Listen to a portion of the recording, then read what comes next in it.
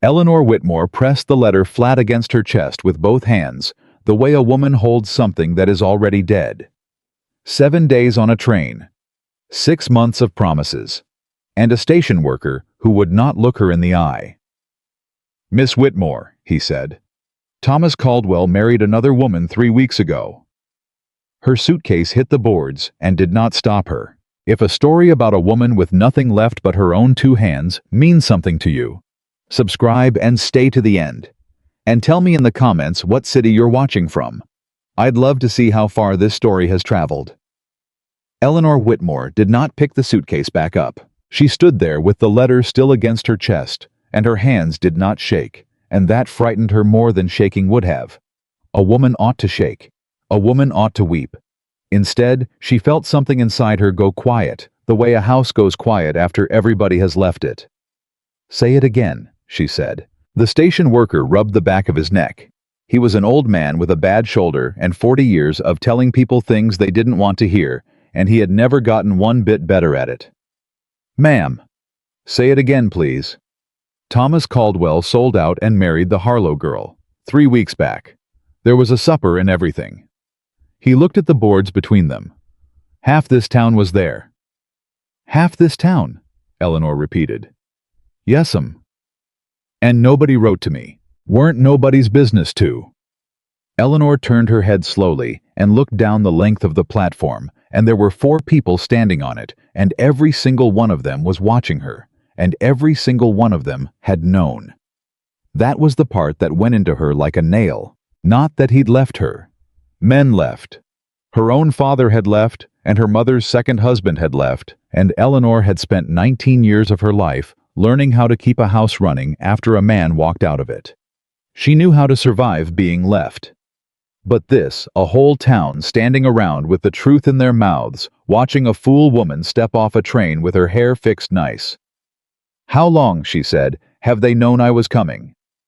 The old man didn't answer. "Sir, how long?" Caldwell talked about it some, before. He coughed. "Fella at the Mercantile had a wager going on whether you'd come at all." Eleanor closed her eyes. "And did he win?" "Ma'am." "The man with the wager. Did he win his money?" "I reckon he did." "Good," Eleanor said. "Somebody ought to get something out of today." She bent down and picked up her suitcase. She set the letter inside it, on top of her folded gray dress, and she closed the latch, and she did all of it carefully, because if she did any one thing quickly, she was going to come apart in front of strangers, and she would not give them that. Not for free. Then she straightened up and said, "Where's the hotel?" The old man's face changed. "Ma'am, I'd think on that." "I asked where it was, not whether I ought to go." He pointed. "End of the street. Widow Pruitt keeps it." He hesitated. "Miss Whitmore, it ain't my place." "You're right," Eleanor said, not unkindly. "It ain't." She walked the length of that street with her chin level and her back straight, and she counted her steps because counting was something to do with a mind that wanted very badly to do something else. 2 women stopped talking as she passed. She heard the silence close behind her like a door. At the Mercantile, a man leaned in the doorway with his thumbs in his belt and said loud enough to carry, "That's her." "That's who?" "Caldwell's mail order. Come all the way from Kansas." Somebody laughed. It was not a cruel laugh. That was somehow worse. It was the easy laugh of a man watching something small and funny happen to somebody who wasn't him. Eleanor did not turn her head. "Keep walking," she told herself. "You have walked farther than this on less." The hotel had a bell over the door, and a woman behind the desk with iron gray hair pinned so tight it pulled at her temples. She looked up. She looked Eleanor over from her hat to her boots, and Eleanor watched the arithmetic happen in her face and knew the answer before the woman opened her mouth. "We're full." "You have a board out front says rooms available." "Board's old." Eleanor set the suitcase down. "Ma'am, I have $5. I'll take the smallest room you have for 2 nights, and I'll pay you now." "I said we're full." "You said the board was old. Which is it?" Widow Pruitt's chin came up. "I run a respectable house." And there it was. Eleanor stood very still. When she spoke, her voice was gentle, and that gentleness cost her more than shouting would have. "You believe I'm not respectable. I believe a woman who travels alone to meet a man she's never laid eyes on has made her own bed." "I've never laid eyes on him," Eleanor agreed. "That's true. I've got 16 letters in that case with his name signed at the bottom of every one. He wrote about the church he attended. He wrote about his mother's grave. He wrote that he was not a rich man, but he was a man who kept his word." She paused. "Would you like to read them, ma'am? I'd be pleased to have somebody else read them. I've read them near to pieces." Widow Pruitt's mouth thinned. "I can't have it," she said. "The talk, you understand. I understand you'd rather I sleep in the road than have women talk about you at church. Now that is what it is," Eleanor said. "I've been in this town 20 minutes, and I have already learned more about it than I learned about Thomas Caldwell in 6 months. That's a hard thing to say about a place." She picked up her suitcase. At the door, she stopped and looked back.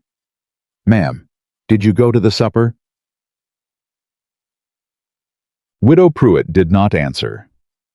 "That's all right," Eleanor said. "Everybody did."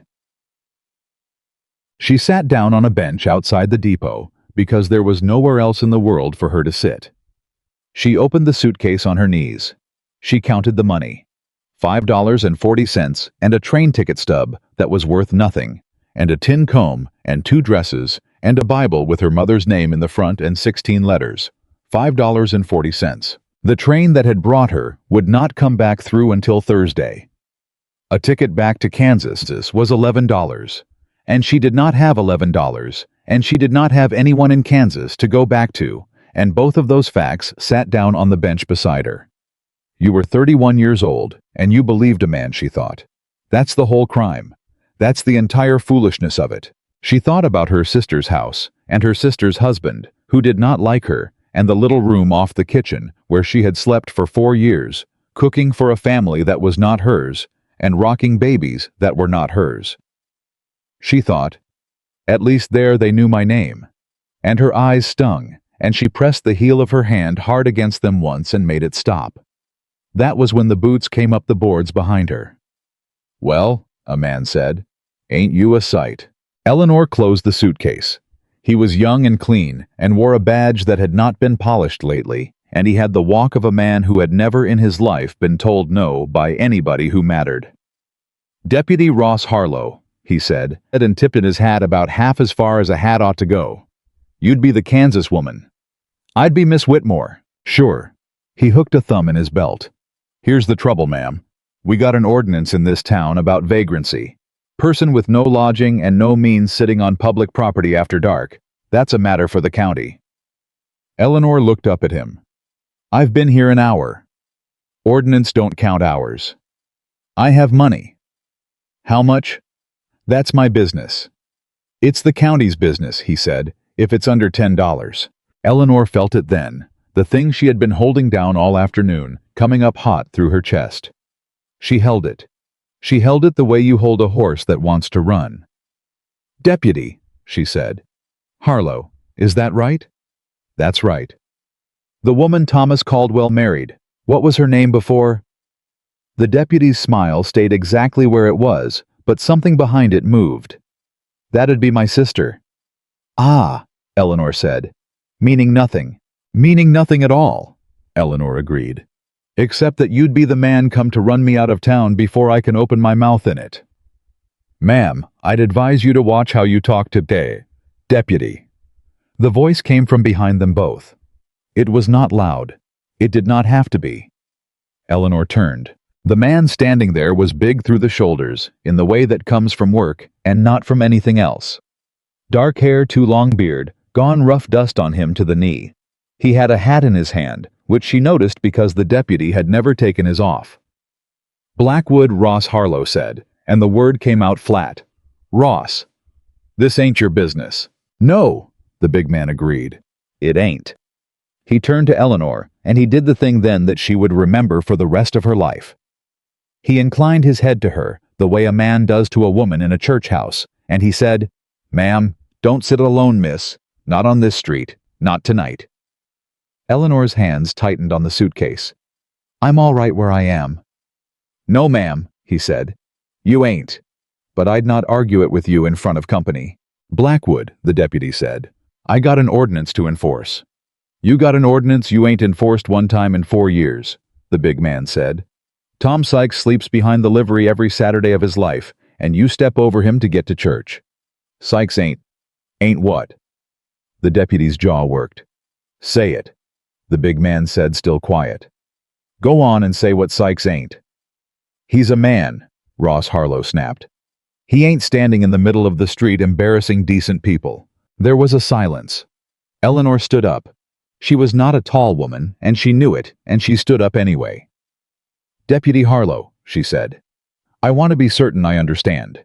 It's not that I've broken a law. It's that my face is inconvenient to your family." "That ain't." "Because I'd like to write that down," Eleanor said. "I keep good records. I always have. It's the one thing I'm truly gifted at." She opened her suitcase, took out a small bound notebook and a pencil stub, and she wrote out loud as she went. "Deputy Ross Harlow, brother-in-law to Thomas Caldwell.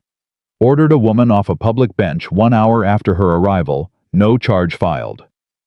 The deputy stared at her. "What in the hell are you doing?" "Writing it down," Eleanor said, and closed the book. "You'd be surprised how often that matters later." Somebody somewhere down the street laughed, and this time it was not at her. Ross Harlow's face went red to the ears. "Sundown," he said. "You be off this street by sundown, or I'll put you in a cell for your own protection." "You'll put your hands on her," the big man said, "and you'll answer to me for it." And he stepped forward. 1 step. That was all. He did not raise a hand, and he did not raise his voice, and he stepped 1 time between the deputy and the woman on the bench, and the deputy stopped talking. "Nathan," Ross Harlow said, and it came out thinner. "You want to think real careful about which side of a thing you stand on this year." "I've thought on it." "Have you?" "I have." Nathan Blackwood set his hat back on his head.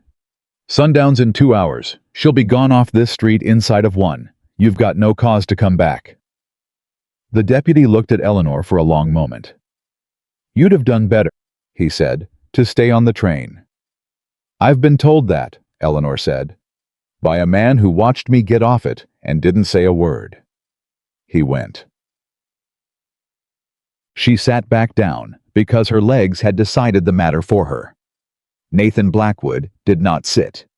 He stood a respectful distance off with his hands loose at his sides and waited until her breathing came back level, and Eleanor understood dimly that he was giving her time, and that he was doing it without making a show of giving her time, and that no man had ever done that for her before.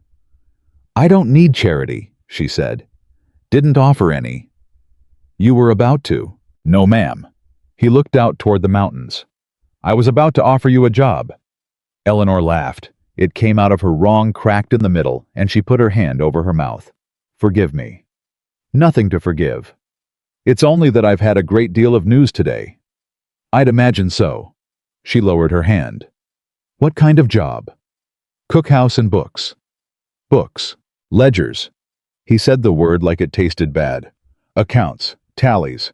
I got 4 years of paper in a crate, and I can't make head nor tail of any of it, and every spring the bank tells me a different number than the one I've got, and every spring I believe them, because I can't prove otherwise." Eleanor went still. "You keep no ledger." "I keep a ledger," Nathan said. "It just ain't a good one." "How bad?" "Ma'am, I couldn't rightly say. That's the whole trouble." Eleanor looked at him, then really looked for the first time, past the shoulders and the beard and the dust. There was something behind his eyes she recognized, and she recognized it because she had been carrying the same thing on the train for 7 days. It was the look of a person who has already lost the main thing and is just tending what's left. "What are the wages?" she said. "Room board and $12 the month." 15. Nathan blinked. 15. Eleanor repeated. "And it's written down both our names on it, and either of us can end it with a week's notice and no hard words." "Ma'am, you don't know what the work is yet." "I know what 4 years of unsorted paper is," Eleanor said. "I've done my sister's husband's books for 4 years, and he never once thanked me and never once paid me. $12 is what a man pays a woman he thinks is desperate. 15 is what he pays one who can do the work. Nathan Blackwood was quiet for a moment. Then he said, 15. And it's written. It's written. And Mr. Blackwood. Eleanor stood, and she made herself say the rest of it, because saying it now was cheaper than finding out later. I want to be plain with you. I came here to marry a man. That's the truth, and this whole town knows it, and there's no use pretending otherwise. But I am not looking for another one. Not this year, and maybe not any year. If that's part of what's on offer, I'd rather sleep in the road and keep my own name. He took his hat off again. Miss Whitmore, he said. I buried my wife 6 years ago in July, and my boy 11 days after her, and I have not once in 6 years thought about what you're describing. Not once. Eleanor's throat closed. I'm sorry, she said. That was unkind of me. No, ma'am, that was careful of you. He put the hat back on. A woman in your position ought to be careful. Ain't nobody else out here going to be careful on your behalf. The ride out took better than an hour, and neither of them said much for the first half of it. Then Eleanor said, May I ask you something, Mr. Blackwood? Nathan's fine. May I ask you something, Mr. Blackwood? He almost smiled. She saw the corner of it. Ask. Why did you come to that station? Come in for salt and nails. That's not what I asked. No, he allowed. It ain't. He worked the reins a while. Fella at the mercantile was telling it, he said finally. About the wager, laughing over it. And I got to thinking about a woman on a train 7 days with her hair done nice and a whole town standing around holding the truth in its pocket. And I set down my nails, and I come down to the depot. He paused. That's the entire why. Ain't a noble reason in it. It sounds like a noble reason to me. It's a plain one, Nathan said. There's a difference. Eleanor watched her own hands in her lap. They all knew, she said. They did. 6 months of letters. And 100 people knew before I did. Yes'm. Do you know? Eleanor said. The thing I can't get past. It isn't him. I've had 4 hours to look at him plain, and he's a small man, and small men do small things. It's them. Her voice did not rise. It went the other direction, down and flat. It's that not one soul in that town thought I was worth a 2-cent letter. Not one. They watched a woman spend her last dollar to come to them, and they made a game of it. Nathan did not tell her she was wrong. He did not tell her they weren't so bad, or that folks meant well, or any of the 100 soft lies she had braced herself against. He said, That's the truest thing anybody's said out loud in that town in 10 years. And Eleanor Whitmore, who had not cried on the platform, or at the hotel, or in front of the deputy, put her hand over her face and cried in the back of a wagon for about 90 seconds hard and ugly, and then stopped and wiped her face with her sleeve and said, Well, ma'am. That's done, she said. That's the last of it. Ain't nothing wrong with more. There's a great deal wrong with more, Eleanor said. More is how you drown. There was an old man waiting for them, and he did not like her, and he did not pretend to. Cormac. That a woman. It is. In my wagon. It's my wagon. That, said Cormac Byrne, is a matter of opinion. He looked at Eleanor with one eye squinted nearly shut. Ma'am. Sir. Cormac's run this place since before I could ride, Nathan said. Miss Whitmore's come to take the books off me. Cormac's whole face went sideways. The books. The books. Nate, son. The old man took him by the elbow and walked him 4 steps off and did not lower his voice near enough. You brought home the Caldwell woman. She ain't the Caldwell woman. Half the county says. Half the county was at the supper, Nathan said, and I don't much care what it says. That's the trouble with you, Cormac hissed. You never have. Eleanor climbed down from the wagon by herself and set her suitcase down and said loud enough to carry, Mr. Byrne. The old man turned. I'll spare you the walk, she said. You're going to spend the next 2 weeks waiting for me to steal something. So let's shorten it. Every Sunday I'll set the books on that table, and you may go through them line by line, and if $1's out of place, You may throw me off this mountain yourself." Cormac stared at her. "Every Sunday," he said. "Every Sunday." "And if I can't read a ledger?" "Then I'll teach you," Eleanor said, "and you'll like me even less." There was a long, dangerous pause. Then Cormac Byrne made a noise that might have been a laugh being strangled at birth. "Supper's at 7, he said. "Don't touch my stove." There was a boy, too. 14 all elbows, name of Wesley, who had come to the place 2 winters back with nothing and had never quite gotten over the fact that somebody had let him stay. He carried her suitcase without being asked and then stood in the doorway, working up to something. "Miss?" "Yes." "Is it true you come 1,000 miles?" "Near enough." "For a fella?" "For a fella." Eleanor agreed. Wesley considered this with tremendous seriousness. "That's a lot of miles," he said, "for a fella." Eleanor laughed, a real one this time, surprised out of her, and the sound of it seemed to startle the both of them. "Yes," she said. "It surely was." She did not sleep. At some hour past 2, she gave it up and stood at the window with her arms crossed and thought about the ticket she could not afford, and the sister who would take her back and never once let her forget it, and the $5.40, and the way the deputy had said you'd have done better to stay on the train. You could walk, she thought. Take the road down before light. Nobody would stop you. And she knew standing there exactly what that would be. It would be the town winning. It would be Widow Pruitt telling it at church for the next 20 years. She came out here, and she couldn't hack it, and she went home. Eleanor Whitmore had been many things in her life. She had been overlooked and used and passed over and lied to. She had never once been run off. She heard the floorboard behind her and turned. Nathan stood at the far end of the hall with a lamp turned down low, and he stopped where he was and did not come a step closer. "Couldn't sleep neither," he said. "No. Coffee's still hot. Cormac never lets it go cold. Says it's a sin." "Mr. Blackwood." "Ma'am?" "Why did you really hire me?" He was quiet. "Because the bank's fixing to take this place," he said. "Come spring." Eleanor's hands came apart. "What?" "Note come due in March. I've been paying on it 4 years, and the number don't go down." He said it evenly, the way a man says a thing he has said to himself 1,000 times in the dark. "Every year I hand over near everything I make, and every year they tell me I owe more than I did. And I can't read it, Miss Whitmore. I can read some. I can read a Bible slow. But I can't read that, and every man in that town knows I can't. And I have sat in that bank president's office with my hat in my hands like a fool, while he told me numbers, and I have signed what he put in front of me." Eleanor felt something go cold along her arms. "How much have you signed?" "I don't know." "Mr. Blackwood." "I don't know," he said. "That's what I'm telling you. That's the whole of what I'm telling you." She stood there a moment.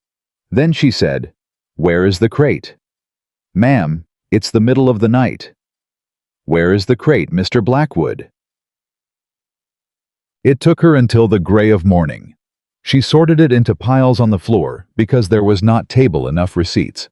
Here notes, there, tallies of head sold a lease, 3 years of bank statements, in a hand she did not like the look of. Cormac came in at some point, said nothing, and set a cup of coffee down beside her.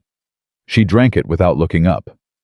By the time the boy came through, she had it in order, and she had checked it twice, and the second checking had not made it better. Nathan came and stood in the doorway with his hat in his hands like a man at a graveside. "Well, well," he said. "Sit down." "I'd rather stand." "Sit down, Mr. Blackwood." He sat.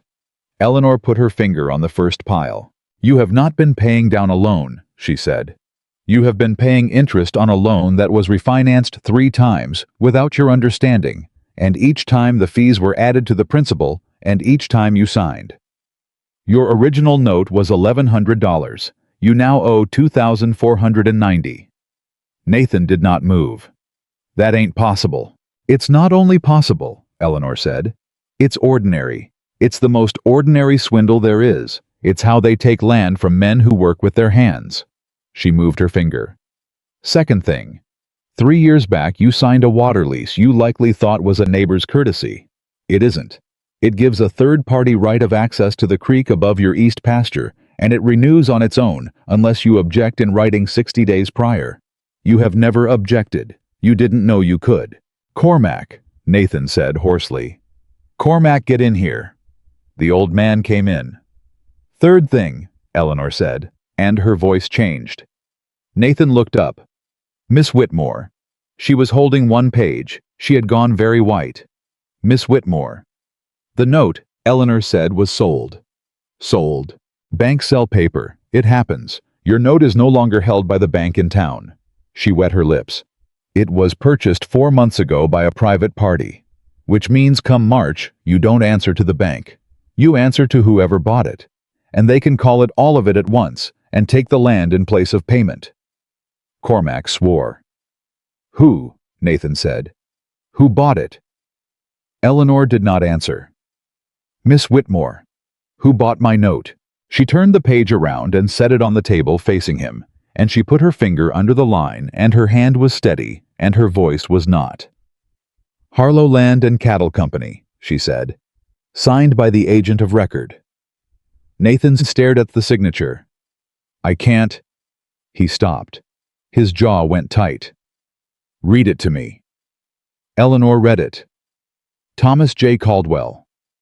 The room did not make a sound. Wesley in the doorway looked from one face to the other and did not understand and knew better than to ask. Cormac sat down slowly on the edge of the bench. 4 months ago, Nathan said. 4 months ago. He was writing you 4 months ago. He was writing me 4 months ago, Eleanor said. Yes. She looked down at the paper and at the signature and at the loops of the letters she had traced with her thumb 16 times in a rocking train car, believing every word above them. He wrote me about his mother's grave, she said. He wrote me the name of the church. He asked what I liked to cook. Her voice went very quiet and very hard. And the whole time he was buying up this mountain one note at a time and marrying the family that owns the rest of it. Nathan Blackwood rose to his feet. Miss Whitmore, he said. I'm going to ask you a thing, and I want the truth of it. Ask. Did you know? She met his eyes. No. You'd say that either way. I would, Eleanor agreed. So don't take my word for it. She pushed the ledger across the table toward him. Take the paper. Every one of those 16 letters is in my case, and you may read them tonight, all of them, and Mr. Byrne may read them with you, and you'll find not one line about land, and not one line about this valley, and not one line about you. He never once mentioned your name to me. Her chin came up. But he mentioned mine to this town, didn't he? He told them I was coming. He let them lay money on it. Nathan looked at her a long moment. Then he pulled out the chair and sat back down heavy. That's why, he said. Why what? Why he brought you out here at all? Nathan's hands closed slowly on the edge of the table. He didn't need a wife. He had one picked out already, Harlow's girl and Harlow's money and Harlow's boy wearing a badge. He didn't need you. He looked up. He needed the town watching something else. Eleanor's breath went out of her. He needed a spectacle, Nathan said. A woman off a train. A joke to pass around the mercantile. Something folks'd talk about all summer while he bought up half this mountain quiet as a cat. Cormac Byrne put his face in his hands. God above, the old man said. Nate. He used the poor woman for a distraction. Eleanor sat down. She had not meant to. Her legs simply arrived at the decision without her. 7 days on a train. 16 letters. $5.40. Not even hated. Not even wanted enough to be hated. Useful, she thought. I was useful. And then rising up under it slow and steady and hot as a stove coming up to heat. Well, he was right about that. She reached over and took the notebook out of her suitcase. She opened it flat on the table. She picked up her pencil. Mr. Blackwood. Ma'am? How many other men on this mountain can't read their own paper? Nathan lifted his head. Most of them, he said slowly. Damn near every last one. And how many of them have signed something in the last 4 years without knowing what it said? Cormac's head came up too. All of 'em, the old man said. Ma'am, every soul in this valley. Ott Bergen, the Slaughters, Old Man Pell and his boys. They all been to that bank. Eleanor wrote 3 lines in her notebook and underlined the last one twice. Then she looked up, and there was something in her face that had not been there on the platform, and Nathan Blackwood saw it happen. Then he's not stealing one ranch, Eleanor said. He's stealing a valley, and he's doing it the same way every time on paper in a hand I would know anywhere in this world. She closed the notebook. I came out here with $5 and a suitcase, and this town decided what I was worth before I'd said one word to any of them, she said. Fine. Let them keep on thinking it. A woman nobody watches can read every piece of paper in that county. Nathan looked at her for a long moment. Then he stood, and he took his hat off, and he held it against his chest, and he said, Miss Whitmore, I'll pay you the $15 and I'll pay you first out of anything this place makes, and if it comes to nothing at all and they take the land in March, I'll still owe you the truth of what I've got, which is more than I had yesterday. That'll do, Eleanor said. And ma'am? Yes. That man made a joke of you in front of 100 people. Nathan Blackwood's voice went low. He is going to find out he made a mistake. Eleanor Whitmore picked up her pencil. He already has, she said. He just don't know it yet. The pencil was still in Eleanor's hand when Wesley brought her a second cup of coffee at 7:30, and the notebook had 4 more pages filled, and the pile on the floor had grown 2 new stacks. She had not slept. She did not feel the lack of it. She felt instead the particular alertness that comes when a mind has found the thing it was built for. The way a hunting dog goes still and bright-eyed at the edge of a field. The numbers were talking to her. They had been talking all night, and she had been listening, and what they were saying was not good, and she wanted every word of it down before the clarity wore off. Nathan came through the kitchen door at 7:06. She knew it was him by the weight of the step. Cormac came soft and quick for an old man, and the boy came like everything was on fire. Nathan came like a man who had somewhere to be and was not going to be hurried into getting there. She had learned that much in one night. You eat, he said. Cormac left biscuits. Did you eat them? I was going to. They're cold, Mr. Blackwood, Eleanor said without looking up. Did Thomas Caldwell ever come to this ranch? She heard him stop. Once, he said, spring of last year, said he was looking to buy some of my breeding stock. Did you sell him any? No, prices weren't right. He wasn't there for the stock. Eleanor turned the page she was holding to face him. Look at the date on this water survey. Nathan crossed the room and looked. He was quiet a moment. That's the week after he came. That's the week after he came, Eleanor agreed.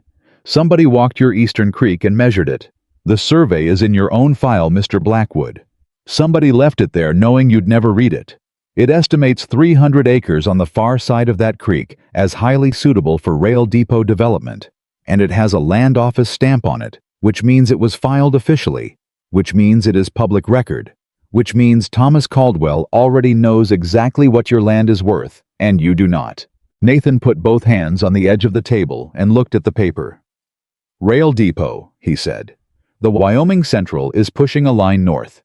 I read about it in a paper on the train. The route hasn't been announced yet, but there are 3 possible corridors. Eleanor touched the survey with one finger. Your eastern creek sits in the middle of one of them. Cormac came in from the back and stopped. Coffee, he said to no one in particular, and poured himself a cup and stood there holding it and said nothing because he was old enough to know when a room already had enough talking going on. How much? Nathan said. Rail depot land. What does it go for? 10-15 times what you paid for it, maybe more, depending on who wants it. Eleanor folded her hands on the notebook. Your original deed was for 1,200 acres at 60 cents the acre. At 15 times that value, we are speaking about a piece of land worth over $10,000. Possibly significantly more once a route is announced. The kitchen was very quiet. And he's buying my note, Nathan said. So when March comes, he calls the note. You can't pay $2,400 in a week, and he takes the deed in settlement. Eleanor's voice stayed level. At which point he owns for approximately $2,000 a parcel of land that a railroad will pay him $10,000 or better to run track across. Son, Cormac said to his coffee cup. Son, son, son. How long has he been planning this? Nathan said. I can't know exactly, but the survey is dated 14 months ago, and he wrote his first letter to me 16 months ago. Eleanor let that sit a moment. I don't think it was an accident, the timing. He needed 18 months because he needed time to buy the right notes, marry the right family, put the right man in the deputy's chair. She paused. And he needed a story to keep this town looking somewhere else while he did it. Nathan straightened up. You, he said. Me, Eleanor said. The Kansas woman. The mail-order fool. Something everybody could laugh at from October clear through to March, right up until the day the note comes due, and it's done, and the land is already signed over, and there's nothing left to do. God above, Cormac said again. He's been doing it to others, Eleanor said. That's the thing you need to understand. Ott Bergen, the Slaughters, Old Man Pell. Every one of them has been to that bank in the last 4 years, and every one of them is likely sitting on a note. They can't read with numbers that don't make sense, and a water lease they signed without knowing what it did. She looked at Nathan steadily. He is not stealing a ranch. He is buying a valley piece by piece, and he is buying it from men who work 16 hours a day, and trust paper they can't parse because they have no choice but to trust it. Nathan Blackwood was still. When he got like that, Eleanor was already beginning to learn it. It did not mean he was doing nothing. It meant everything in him was going in one direction. We go to Bergen first, he said. I need 1 more day with your file. Why? Because when I walk into Ott Bergen's kitchen and tell him his note was sold to the man who married into the Harlow family, I need to have your numbers right. I need to show him mine first, so he knows I know what I'm reading, so he doesn't throw me out of his house before I get to the 2nd page. Nathan looked at her. He might anyway. He might, Eleanor allowed. But he won't throw me out twice. Something crossed Nathan's face. Then, not a smile exactly, but the structural components of one. Eat the biscuits, he said. I'll get the wagon. She did eat them cold, standing over the sink, and Wesley came and stood beside her with his hat turning in his hands the way he did when he had something to say, and wasn't certain it was welcome. You can ask, Eleanor said. How'd you learn all of it? He said. The numbers and such. My mother's brother was a bookkeeper. He taught me young. She drank the last of the cold coffee. And then I kept my sister's house for 4 years, and her husband thought I was only cooking and cleaning, and I was also fixing every mistake he made with money, without telling him, because if I'd told him, he would have had to thank me. Why didn't he thank you? Because then he would have had to admit he needed it. She set the cup down. Proud men are like that. They'd rather have the house fall down than admit a woman saw it leaning. Wesley thought about this with tremendous seriousness. Nate ain't like that, he said. No, Eleanor said. He's not. He asked Cormac to teach him to read better, last winter. Cormac told him he was too old to be tutored, and Nate said he didn't care. They sat at this table 3 nights a week with a lamp and an almanac. Eleanor looked at the boy. Why are you telling me that? Wesley shrugged with his whole skinny body. I don't know. Thought you ought to know the kind of man you're working for. He put his hat on. Cormac says the devil you know is better. I think the man who practices something hard in private, when nobody's watching, is better than a man who already knows everything. He went out the door. Eleanor stood in the kitchen a moment, and then she picked up her notebook, and she thought, well, a 14-year-old just told me something true. Bergen's place was 7 miles southeast, and they found Ott Bergen splitting wood behind his barn, a thick-shouldered Norwegian who had come to Wyoming 20 years back and built his ranch with his own hands, and 3 sons, who all had his same wide forehead and his same distrust of strangers. Nathan stepped down from the wagon, and Bergen nodded at him and looked at Eleanor and did not say a word. Ott, Nathan said. This is Miss Whitmore. She's been going over my paper. Your paper, Bergen said, and went back to splitting. OTT. Nathan, I don't got time today. I know it. Give me 10 minutes. What for? Because she found something in my files, and it's got your name near it, and if I was you, I'd want to know. The axe came down clean and hard. Bergen looked up. What kind of something? Nathan looked at Eleanor. She stepped down from the wagon herself, and she did not wait to be handed down, and Bergen watched that. Mr. Bergen, she said, when did you last sit with your bank paper? Ma'am, I don't see how that's... The Cattleman's Savings and Trust, Eleanor said. In town. Do you have a note with them?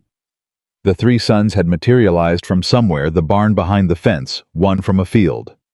They were there the way large objects are suddenly there without any visible process of arriving. Bergen's jaw shifted. I got a note, he said. Same as every man. When you signed it, what was the rate? 7%. And now? Now is. He stopped. What are you asking me? I'm asking whether your rate changed and whether anybody told you before it changed or after. Bergen set the axe down. The biggest son, tall, red in the face, going for his father's width, but not there yet, stepped forward. Papa, he said, who is this woman? She works for Blackwood, Bergen said. Not to the son, to Eleanor. The answer was for Eleanor. My name is Eleanor Whitmore, she said.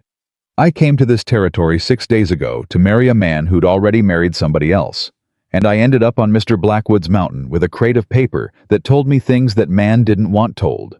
And Mr. Bergen, 2 of those things have your name on them, and they are not good things, and I think you ought to read them.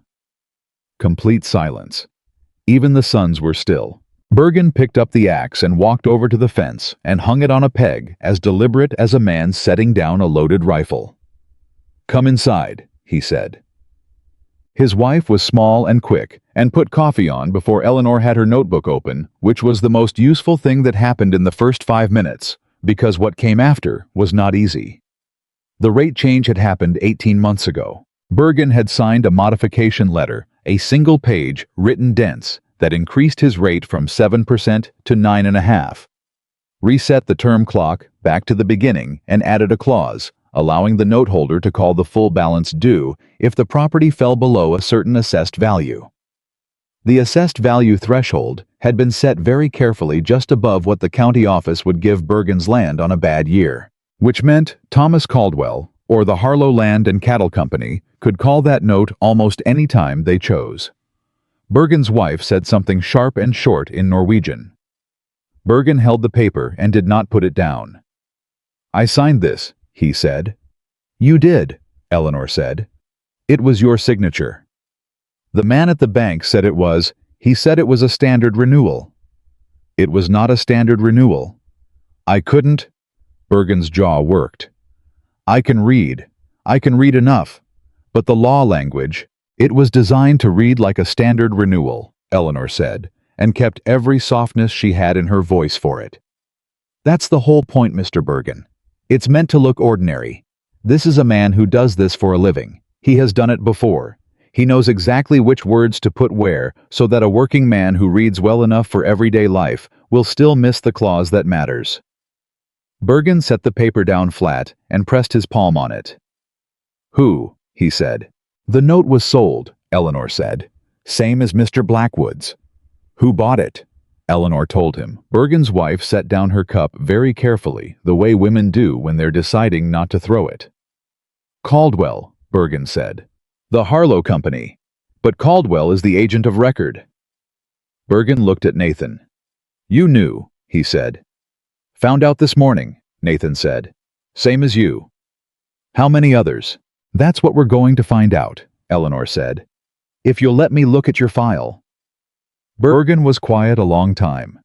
Then he said to his wife something low in Norwegian, and she looked at Eleanor with an expression that Eleanor could not read entirely, but recognized in part.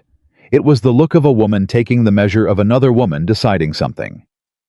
The paper is in the trunk, Bergen's wife said. I'll get it. The slaughter place was 11 miles west. By the time they got there, the sun was deep in the afternoon, and Nathan was driving with his hat pulled low and not saying much, which Eleanor had already learned meant his mind was full and working. You're adding them up, she said. I'm trying. Don't try to add them up yet. We need all the names first. I know it. He turned the reins in his hands. It's not the numbers I'm adding. It's the shape of it. He came out here 2 years ago, and everybody thought he was just another man looking to buy into cattle. And all the time he was looking at what you had, Eleanor said. What all of you had, and figuring out how to take it without ever once pointing a gun. That's worse, Nathan said. That is considerably worse than pointing a gun. Yes, because by the time you know it's happening, it's mostly done. Eleanor kept her eyes on the road. That's why he needed until March. Not because he had to. Because by March, every note in this valley will have been called, and every deed will be in his name, and every man who might have fought it will be too broke and too scattered to mount anything. Nathan looked sideways at her. How do you know so much about how this is done? Eleanor was quiet a moment. My sister's husband, she said. The one whose books I kept. He did something similar, smaller in Kansas. Twice. I watched him do it, and I didn't understand what I was watching until after, and by then it was 2 families ruined, and a man who lost his father's farm. She paused. That's why I knew what I was looking at in your crate. I recognized the handwriting. Not Caldwell's. The method. The shape of it. It has a shape. Nathan said nothing. I told myself, Eleanor said, that if I ever saw the shape again, I would call it by its name. And here you are, Nathan said. And here I am. She meant it matter-of-factly. He heard it as something else, and did not say so. The Slaughter boys were 3 of them, all grown, all big, and their father had died the previous winter and left them the land, and a note they'd never looked at because there had been too much else to do. The eldest one, Marcus 20, with his father's name for cattle and his mother's caution. Read the page Eleanor put in front of him twice over, slow moving his lips a little, and then looked up. How bad, he said. The note was sold 8 months ago, Eleanor said. The rate is 9.5. There is a clause that allows immediate call under conditions of quote. She found the line, material diminishment of asset value, or at the discretion of the note holder in the event of administrative restructuring. What does administrative restructuring mean? It means anything the note holder decides it means, Eleanor said, which in practical terms means whenever he wants. Marcus Slaughter put the paper down. Ben, he said to the middle brother, get me the box from Mama's room. Ben went. We got a letter 3 months back, Marcus said, about a property assessment. I didn't pay it much mind. Papa's things were still... He stopped. There was a lot going on. Let me see the letter, Eleanor said. It was a county assessment notice routine, requesting access to the property for purposes of reevaluation. Marcus had written the date on his calendar and then not kept the appointment because a horse had broken a leg that week and he'd forgotten.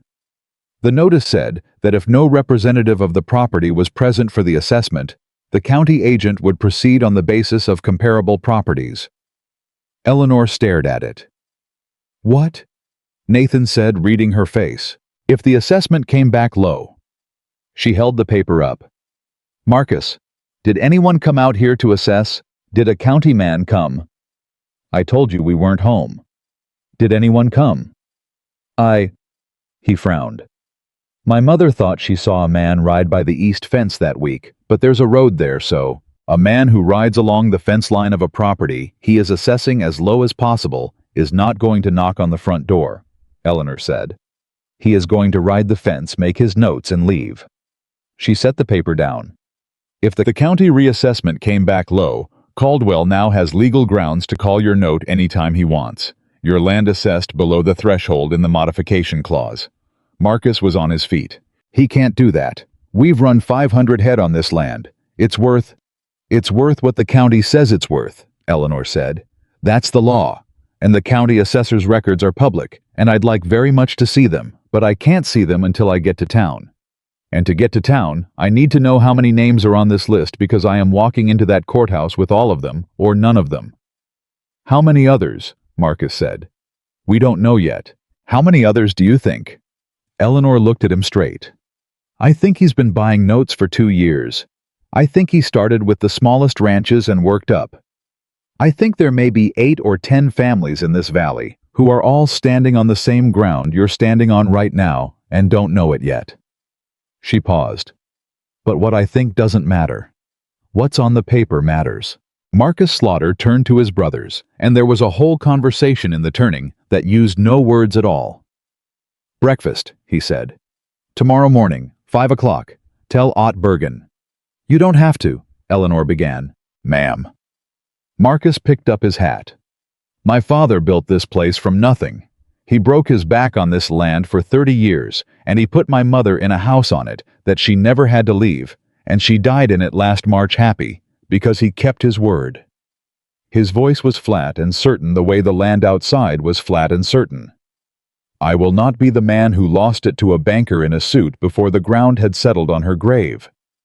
Eleanor closed her notebook. 5 o'clock, she said.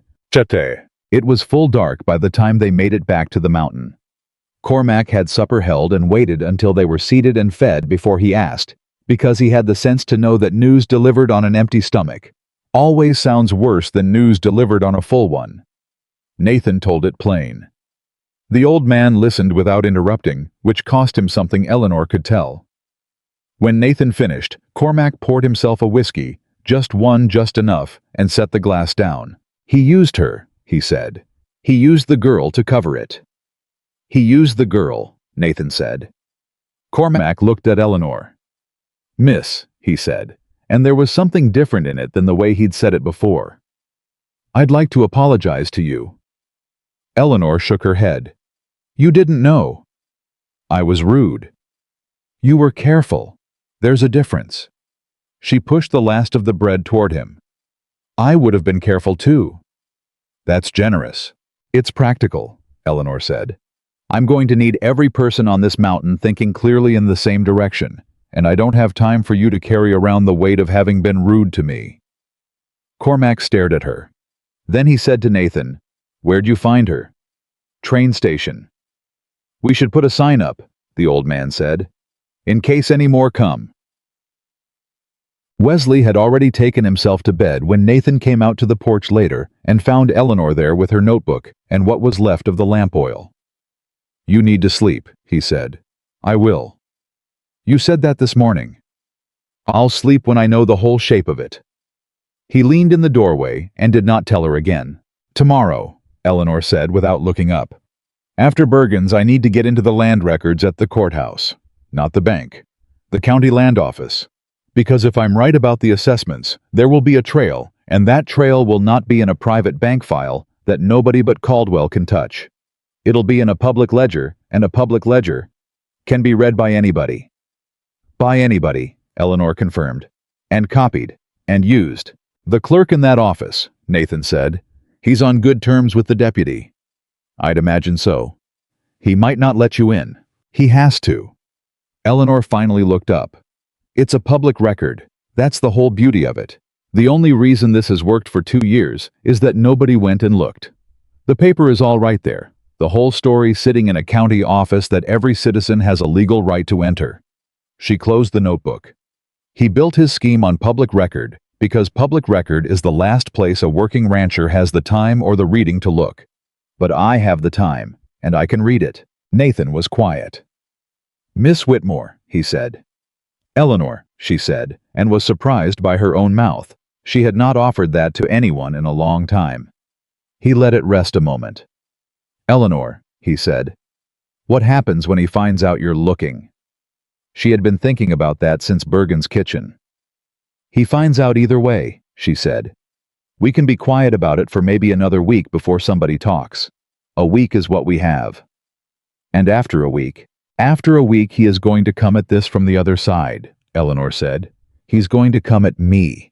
My reputation, my reasons for being here, whatever he can find or make up." She said it without drama, because it was not a dramatic thing. It was a practical thing, the same as weather. "He was ready to do that the minute I stepped off that train. He just thought I'd leave before he had to bother." Nathan pushed off the doorframe. "He's going to find," he said quietly, "that leaving ain't something you're much inclined toward." Eleanor looked at him. He looked back. And somewhere in that exchange, not romantic, not yet nothing so simple as that, Something was decided. She could not have said what exactly. Only that 2 days ago, she had been nobody to him, and she was not nobody now, and it was not because he had rescued her, and it was not because she had rescued him. It was because they had sat in a kitchen at 3 in the morning and looked at the same ugly truth together, and neither of them had flinched. That was the only honest beginning she had ever known. "Good night, Mr. Blackwood," she said. "Good night, Eleanor." She woke 2 hours before the rest of the house and went through Bergen's file by the gray pre-light that came through the kitchen window, and she added a full page of notes to her book, and when Cormac came in for the fire, he found her sitting straight with the pencil still moving and did not say a word about sleep. He just put the coffee on, and that was when the sound of a horse came fast up the road. Too fast for morning, too fast for anything good. And Cormac went to the window, and Nathan was already in the doorway in his boots and his shirt untucked, and the boy skidded his horse to a stop in the yard. Not Wesley, but Pell's youngest, barely 12, with his eyes white all around. "Mr. Blackwood," the boy shouted. "My daddy says come. He says come right now." "What's wrong?" Nathan called down. "Man came last night," the boy said. "2 men. They come to the house and they say they're from the county. They say the note's been called."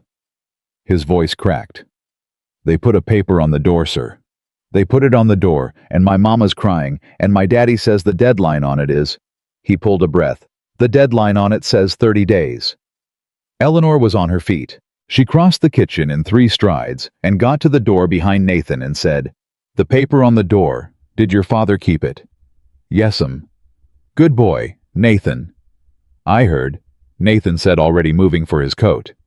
"He's starting early," Eleanor said. "He knows something. Someone talked faster than we thought. Or he had this planned before yesterday. Either way." She was already back at the table, her notebook, her files. "Get to Pell. I need Bergen and Slaughter at Pell's place by 10 o'clock. Send Wesley to Bergen tonight." "You're not coming." "I need 1 more hour with this paper," Eleanor said. "I'll ride down after." Nathan stopped with his coat half on. "You can ride. I can ride well enough. I got a horse that won't fight you for it." "Then go," she said. "Go now. And Nathan." He was already out the door. "Don't let Pell burn that paper," she called. His voice came back from the dark. "He'd best not try." Eleanor sat back down. Her hand was steady. Her mind was already 3 steps ahead, moving through the thing, the way a river moves through what's in its way, not around it, not over it. Through. The lamp was almost out of oil. She tilted it and kept writing. 30 days, she thought.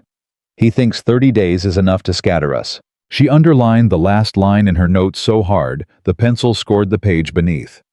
He has not met us yet. Eleanor rode into Pell's yard at 9:47, and she knew before she got off the horse that something had already gone wrong. The men were all there. Nathan Bergen, the 3 Slaughter boys, old Pell himself, standing on his porch with his arms crossed, and his face the color of a man who has not slept and has been angry the whole time he was awake. But they were not talking to each other. They were standing in separate places in the yard, the way men stand when they have just had an argument and have not finished it. Nathan came to take her horse without being asked. "What happened?" she said quietly. "Pell wants to pay." "Pay what? He doesn't have—" "He knows he doesn't have it. He wants to go to Bergen and borrow it." Eleanor looked across the yard at Ott Bergen, who was looking at the fence. And Bergen said no. Bergen said no. She handed over the reins and walked straight to the porch and looked up at Pell, who was 71 years old, and had the kind of face that is made by 30 years of sun and wind, and making hard decisions with no good options. "Mr. Pell," she said, "I understand what you're thinking." "Do you?" "You're thinking that if you can just pay this note off right now today, then whatever else happens to these other men, your family is clear. Your land is yours. Your children are safe." Pell looked down at her. "That's right," he said. "That's exactly right. And I'm telling you it won't work. Miss Whitmore, with all due respect, if you pay this note, Thomas Caldwell has your money and your deed," Eleanor said. "Not your land, your deed. Because the deed is the next thing he goes for. He doesn't need your note anymore if you pay it off.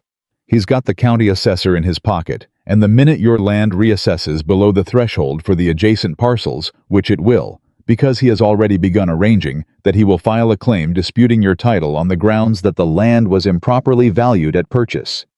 He will use the same county office, the same clerk, the same public record he's been using this whole time, and he will tie you up in territorial court for 3 years while you spend every dollar you have on a lawyer. She paused.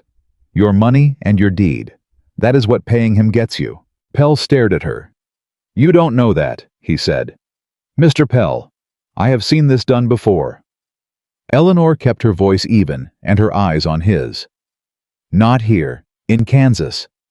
I watched a man lose his father's farm the same way, and he did exactly what you're about to do, and it cost him everything twice. Silence in the yard. Bergen turned away from the fence. Marcus Slaughter crossed his arms. Pell looked at the paper in his hand. The one that had been nailed to his door in the dark. 30 days, he said. 30 days, Eleanor agreed.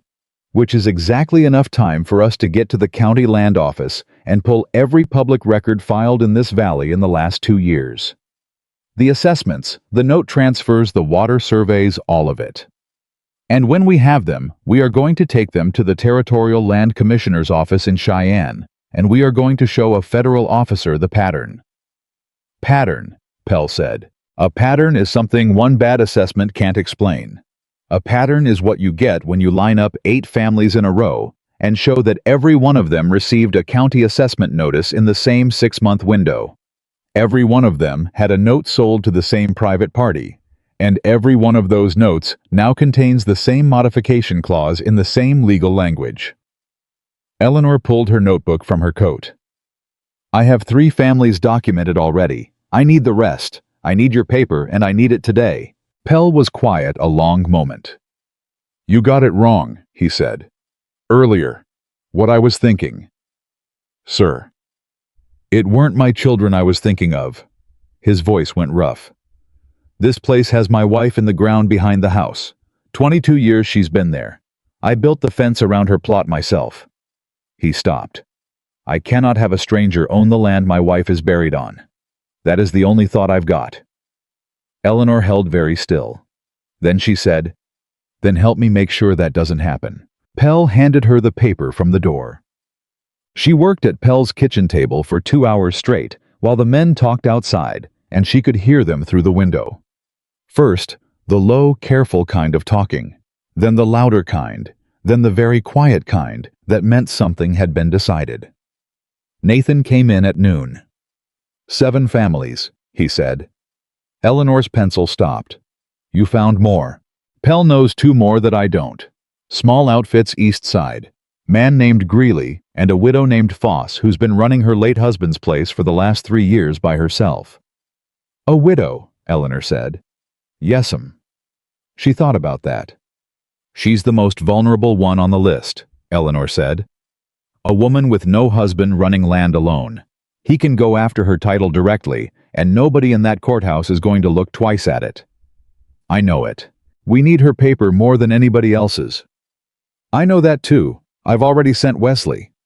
Eleanor looked up.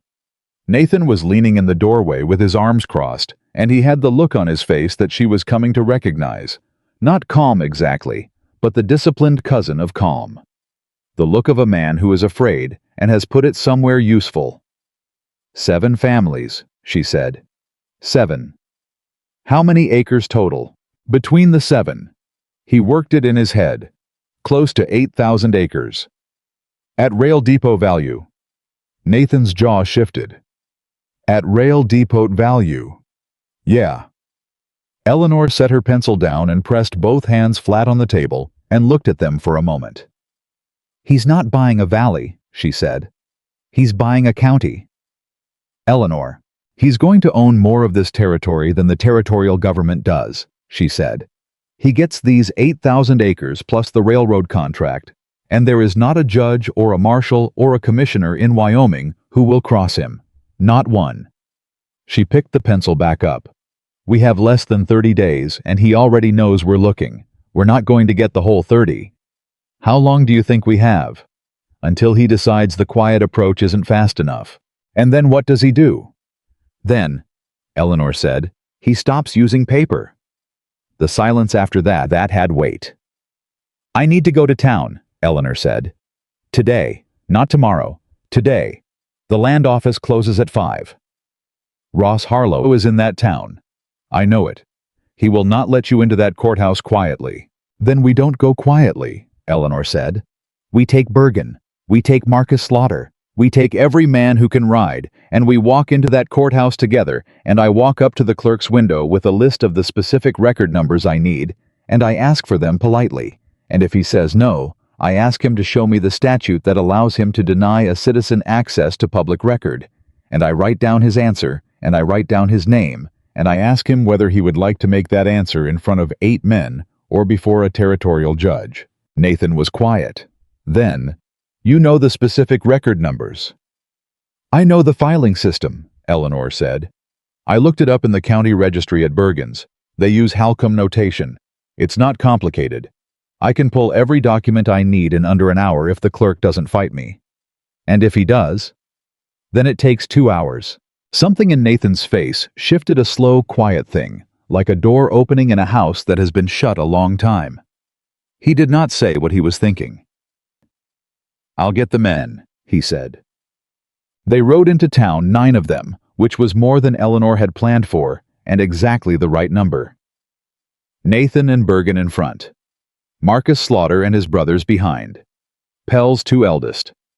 Eleanor in the middle, where she had not asked to be, and where they had all without discussion put her. She noticed that, and did not say so. The main street went quiet. The way main streets do, not all at once, but one person at a time, each one stopping what they were doing and touching the elbow of the person next to them. Ross Harlow was outside the jail talking to 2 men Eleanor didn't know, and he saw them coming, and he stopped talking. Eleanor watched him calculate. She could see it happen in his face, the count of riders, the recognition of Nathan and Bergen. Then the look back to her, and the way his expression changed when those numbers came together into something that told him this was not a social call. He moved toward the street. Nathan did not change his pace. Blackwood, Harlow said. Ross. What is this?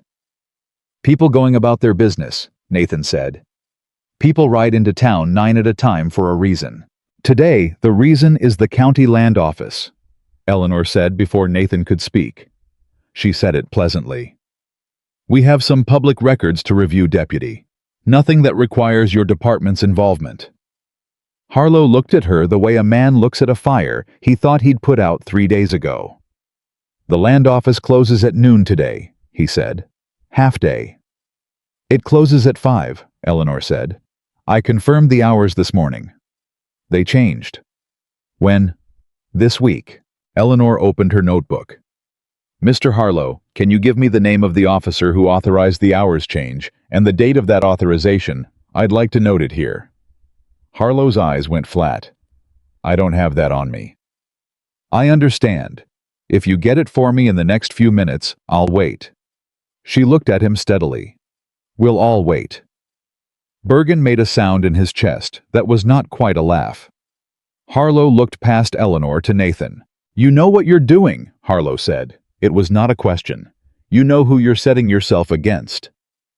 I know what I'm setting myself for, Nathan said. For 10 seconds, nobody moved. Then Harlow stepped back out of the street. This ain't finished, he said. No, Nathan agreed.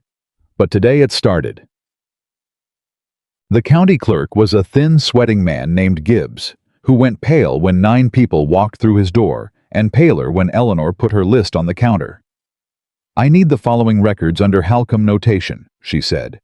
H744 through H751, the series of note transfer filings from the last 24 months.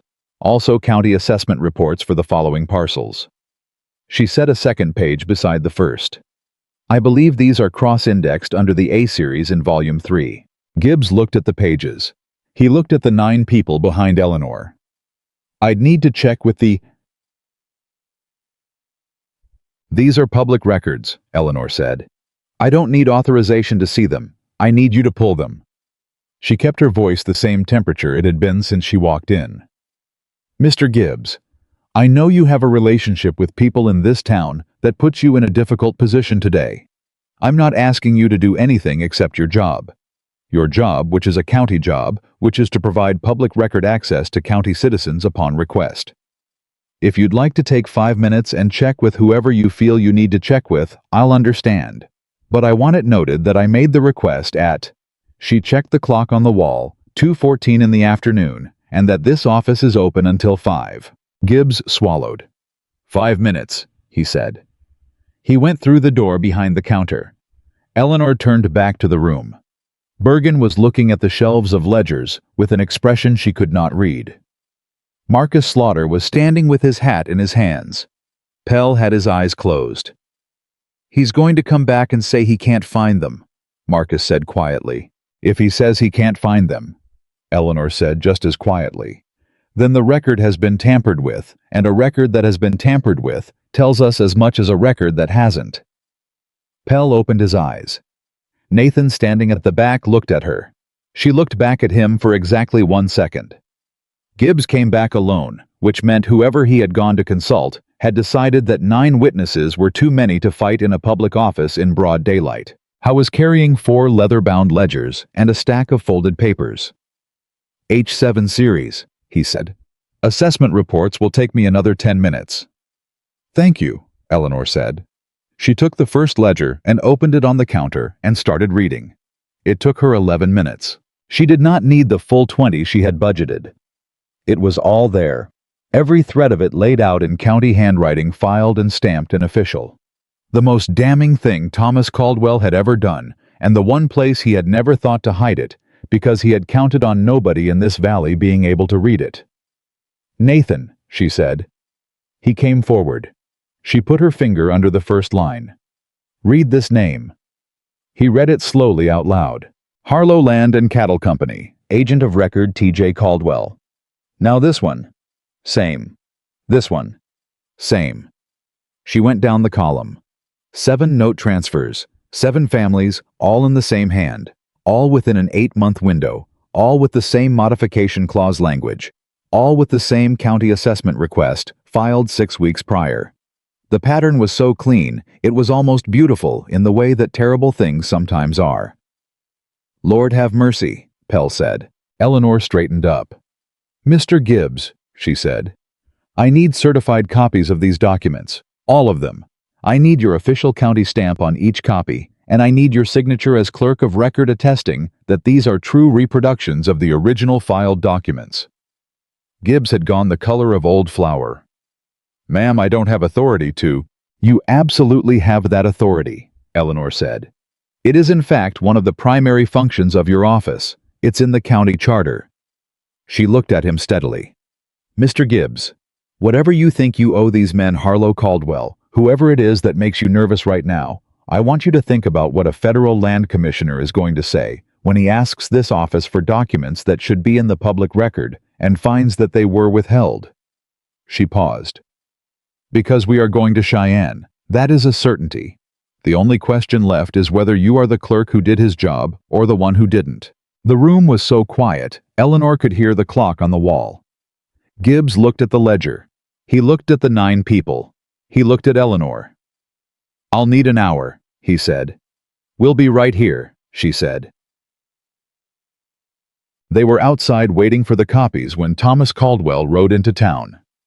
Eleanor saw him before any of the others. She knew him the way you know a man from 16 letters, not his face, which she had never seen, but the way he carried himself.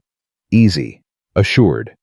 The way of a man who has never in his life walked into a room and expected anything but to own it. How was well dressed. Dark hat, clean coat, a horse that cost more than most men in this valley made in a year. He had 2 other men with him.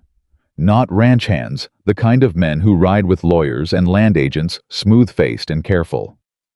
He saw Nathan first, then Bergen, then a half-beat later Eleanor. And in that half-beat she watched his face, just his face. He had not expected her to still be here. That was the thing she saw, plain as anything. He had planned for a scared woman on a train back to Kansas, And instead, he was looking at 9 people standing outside the county clerk's office with a very particular expression on their faces. His horse slowed. Eleanor did not move. Thomas Caldwell dismounted. He walked toward them with the same ease, the same assurance, and he put a smile on his face that had nothing behind it. "Nathan," he said, "didn't expect to see you in town on a Tuesday." "Tom," Nathan said. Caldwell's eyes moved to Eleanor. The smile held. "Miss Whitmore," he said, "I'd heard you were still in the territory. I meant to come and see if you were settled." Eleanor looked at him. She had thought about this moment. Not constantly. She was not a woman who spent her time rehearsing encounters, but she had thought about it in the dark between Pell's house and here the way you think about a thing you know is coming. She had thought she would be angry. She was not angry. She was clear. "Mr. Caldwell," she said, "I appreciate the concern. I'm very settled." "Good. Good to hear." He looked around the group, still easy, still smiling. "What brings everybody into town together?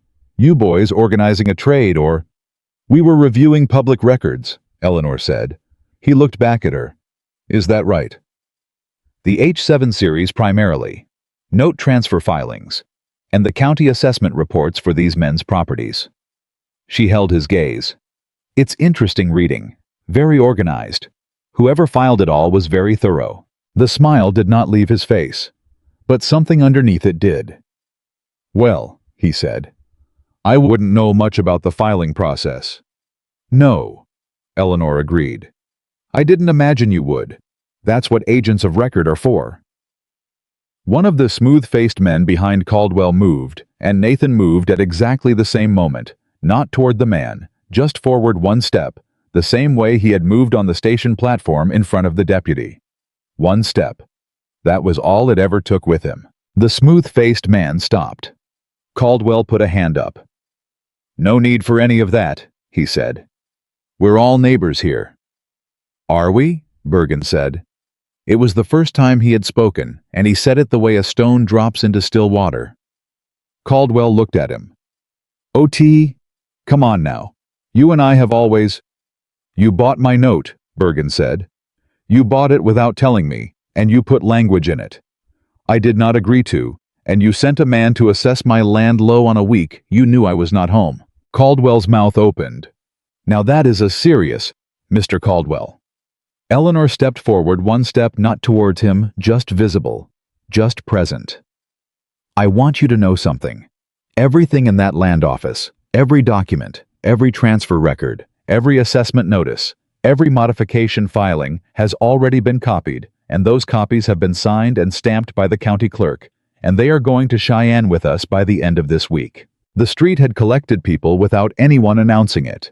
Widow Pruitt was on the boardwalk across the way. 3 men from the mercantile. A woman Eleanor didn't know with a child on her hip. Caldwell was very still. "You have no idea," he said quietly. "Now all the easiness gone. What you're involving yourself in." "I have an extremely precise idea," Eleanor said. "I have it in a notebook with page numbers." "You're going to make a very serious enemy today." "Mr. Caldwell," Eleanor said, "I traveled 1,000 miles on the promise of a man who intended to use me as a distraction. I arrived in a town that made a public game of my misfortune. I've been threatened by a deputy turned out of a hotel and told twice to go home." She looked at him straight. "I have not gone home. I am not going home. And the only enemy I've made today that I'm aware of is the one I already had." Caldwell looked at her for a long moment. Then he looked at Nathan. "You want to think," he said, "about what this costs you." "I've thought on it," Nathan said. "Your note comes due in March. March is 4 months away. A lot can happen in 4 months. Nathan's voice went flat and certain the way a line in the ground goes flat and certain. "Tom," he said, "that note is fraudulent. Miss Whitmore has documented how it was modified when it was modified what it was modified to, and the fact that I signed without understanding what I was signing, and that the modification was designed to be not understood. She's got the county clerk's signature on copies of every related record. She's got 7 other men standing here in the same position." He paused. "You want to tell me what you think a territorial land commissioner is going to do with that?" Caldwell said nothing. "Go home, Tom," Nathan said. For 3 seconds, nothing moved in that street. Then Caldwell turned and walked back to his horse, and the two smooth-faced men followed him, and he mounted and rode out the far end of town without looking back. Widow Pruitt came across the street. Eleanor braced herself. The woman stopped 3 feet away and looked at her with the tight-pinned hair and the mouth that Eleanor had already filed under doors that don't open. "Miss Whitmore," she said. "Ma'am, I'd like to offer you that room." She said it like it cost her something significant. "If you need it, going forward." Eleanor looked at her. "Are you still concerned about the talk?" she said. "The talk," Widow Pruitt said, "appears to have shifted." She glanced toward the end of the street where Caldwell had gone. "I was wrong about you. I said so to my sister this morning. You couldn't have known." "I made up my mind before I knew," the woman said. "There's no excuse for that in a woman my age." She stood up straighter. "The room is $5 the month. You may have it for $4. "I'm staying on Mr. Blackwood's mountain," Eleanor said. "But thank you." Pruitt nodded once. Looked like she wanted to say more. Didn't. She went back across the street. Marcus Slaughter came up beside Eleanor. "That's the first time I've ever seen that woman apologize to anybody," he said. "She didn't quite apologize," Eleanor said. "No, but for her that was close." The copies were ready at 4:30. Eleanor signed the receipt, and the clerk stamped each page, and she stacked them into her notebook case, with the same care she gave every piece of paper she touched, because paper was the whole of it. The whole of it paper was the thing that saved them, or didn't. They were mounting up outside when Wesley came riding in hard from the North Road, and his face said everything before his mouth did. "2 men at the ranch," he called.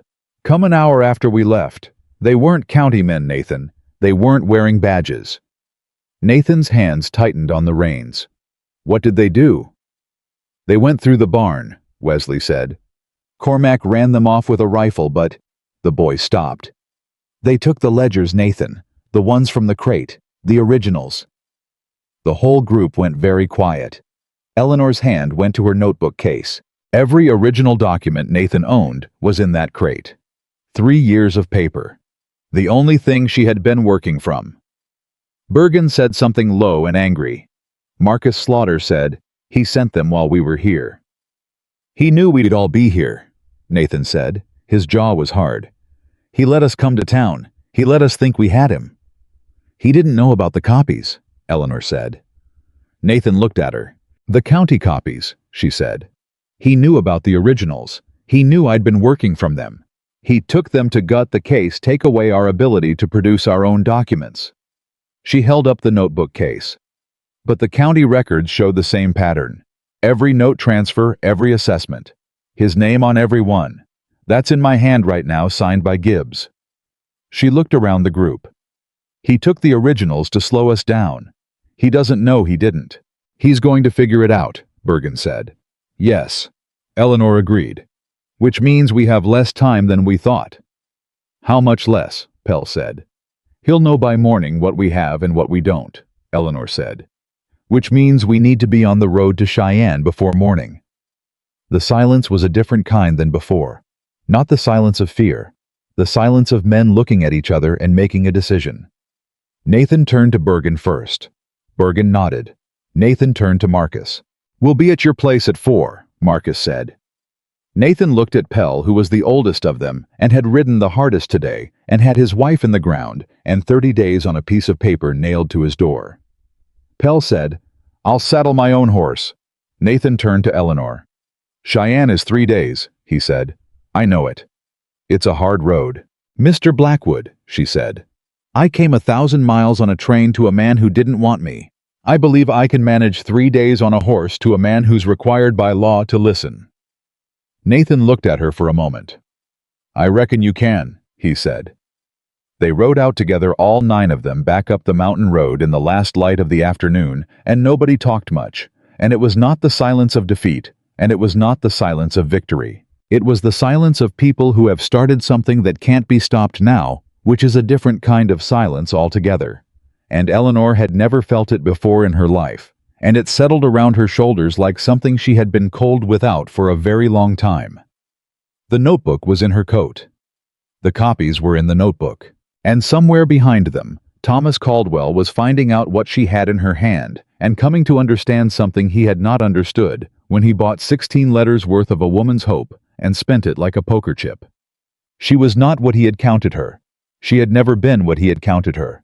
And in 4 days, God willing, and the road holding a territorial land commissioner in Cheyenne was going to know that too.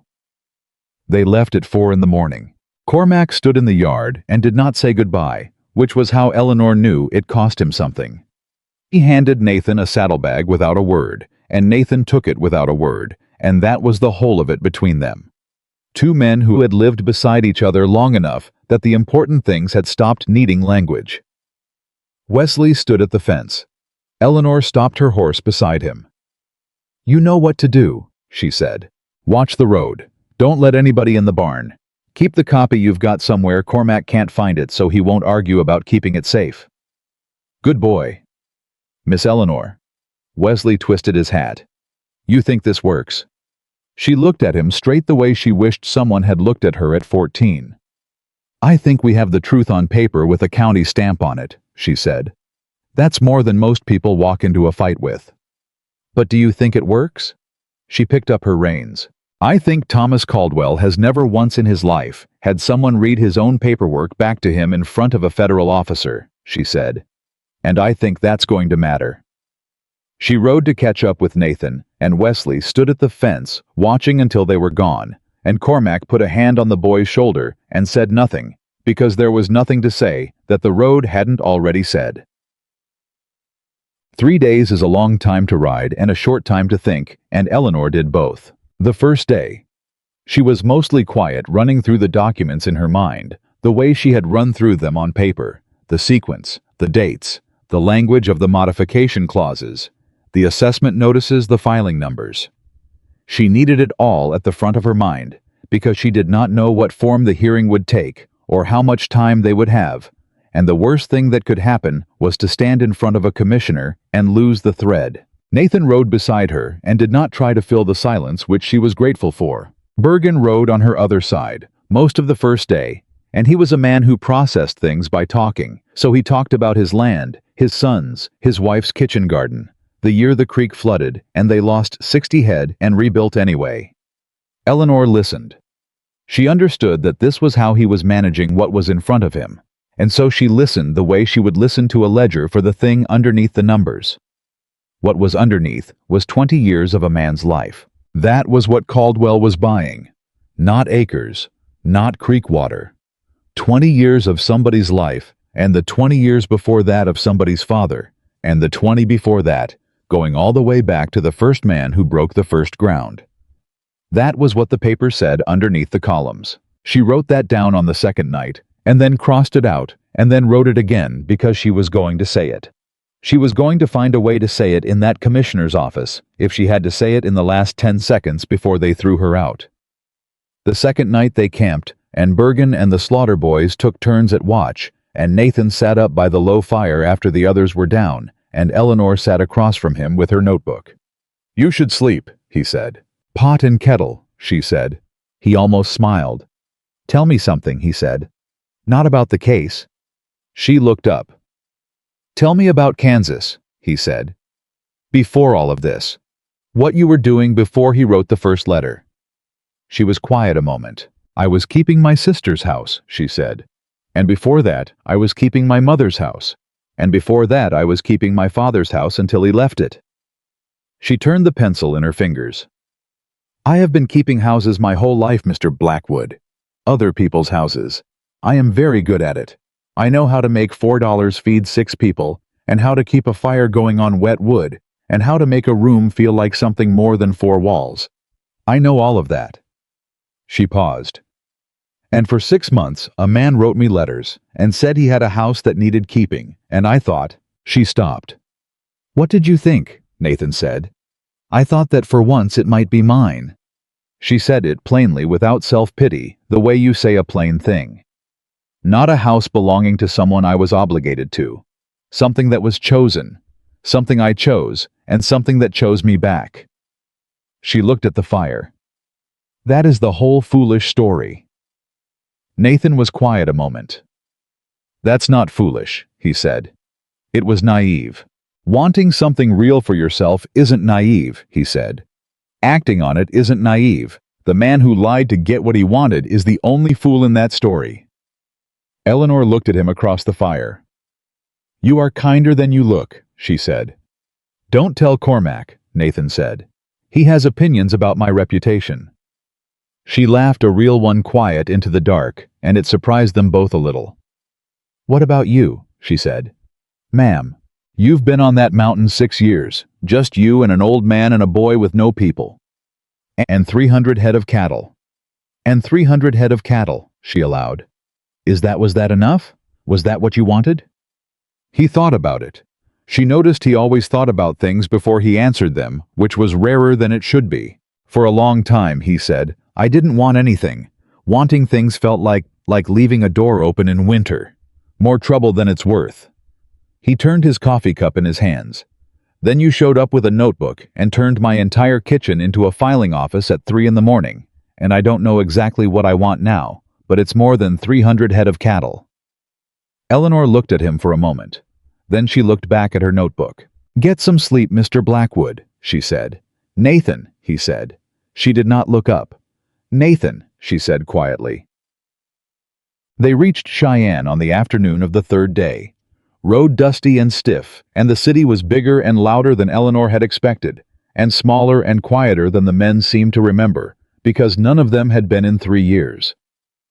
She went straight to find the land commissioner's office. It was closed. The sign on the door said, Commissioner Harold Vance office hours, Monday, Wednesday, Friday, 9 to 4. They had arrived on a Thursday. Bergen sat down on the step outside. Marcus Slaughter took his hat off and looked at the sky. Pell said nothing, which was worse.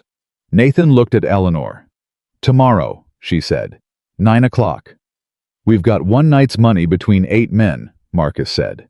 I've got $12, Eleanor said. It's this month's wages, and I'll need it back eventually, but not today. She looked at the group. There will be a rooming house near the stockyards. There always is. It won't be comfortable. It'll be one night. Nobody argued. She found the rooming house, and it was not comfortable, and it was one night, and that was all it needed to be. She did not sleep. She sat at the window with the notebook and went through the whole thing one more time, and then one more time after that, and she thought about what a commissioner would ask, and what she would answer, and where the weaknesses were in what she had, and there were weaknesses. The copies were genuine, but they were copies. The original documents were gone, sitting in whatever room Caldwell had put them, and she could not produce them. She had no lawyer. She had no letter from a bank official. She had no independent verification of the modification clause language beyond what Gibbs had stamped, and Gibbs had looked like a man who might change his mind if the right person spoke to him between now and 9 o'clock tomorrow. She wrote all of that down too. Then she wrote underneath it in the same plain hand. What I do have is the pattern. 1 family is bad luck. 7 families is a plan. And a plan leaves tracks. She underlined tracks twice. Commissioner Harold Vance was a compact man in his late 50s, with the manner of someone who had heard everything twice and was prepared to hear it all again. He looked at 9 people walking into his office at 8:58 and said to his clerk, "Chairs?" They brought chairs. Eleanor sat in the front one. "Commissioner Vance," she said. "My name is Eleanor Whitmore. I'm here representing 7 landholding families in the Clear Creek Valley of the Wyoming Territory. These men are the primary holders, or their representatives, and I have documentary evidence of a coordinated scheme of fraudulent note modification and property assessment manipulation, affecting over 8,000 acres of territorial land." Vance looked at her. Then he looked at his clerk. "Close the door," he said, "and hold my 9 o'clock." She talked for 40 minutes straight.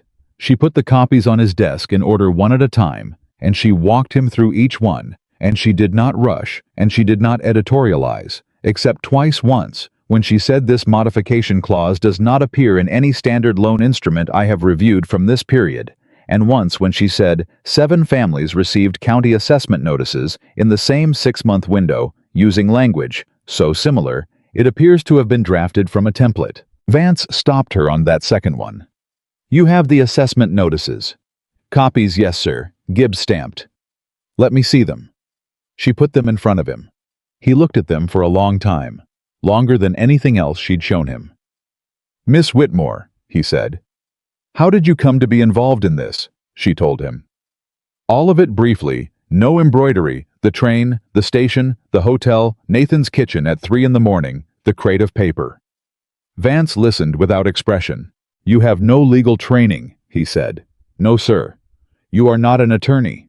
No, sir. What are you? I keep books, she said. I have kept books my whole life. I know what numbers look like when they tell the truth, and I know what they look like when someone has arranged them to say something they weren't originally saying. She looked at him steadily. These numbers were arranged, Commissioner. Every one of these documents has the fingerprints of the same arrangement on it. Vance sat back. Fingerprints, he said. The same modification clause language word for word across 7 different loan documents supposedly drafted independently. The same 60-day window between assessment request and note call in every case. The same agent of record on every transfer filing. She put her finger on the stack.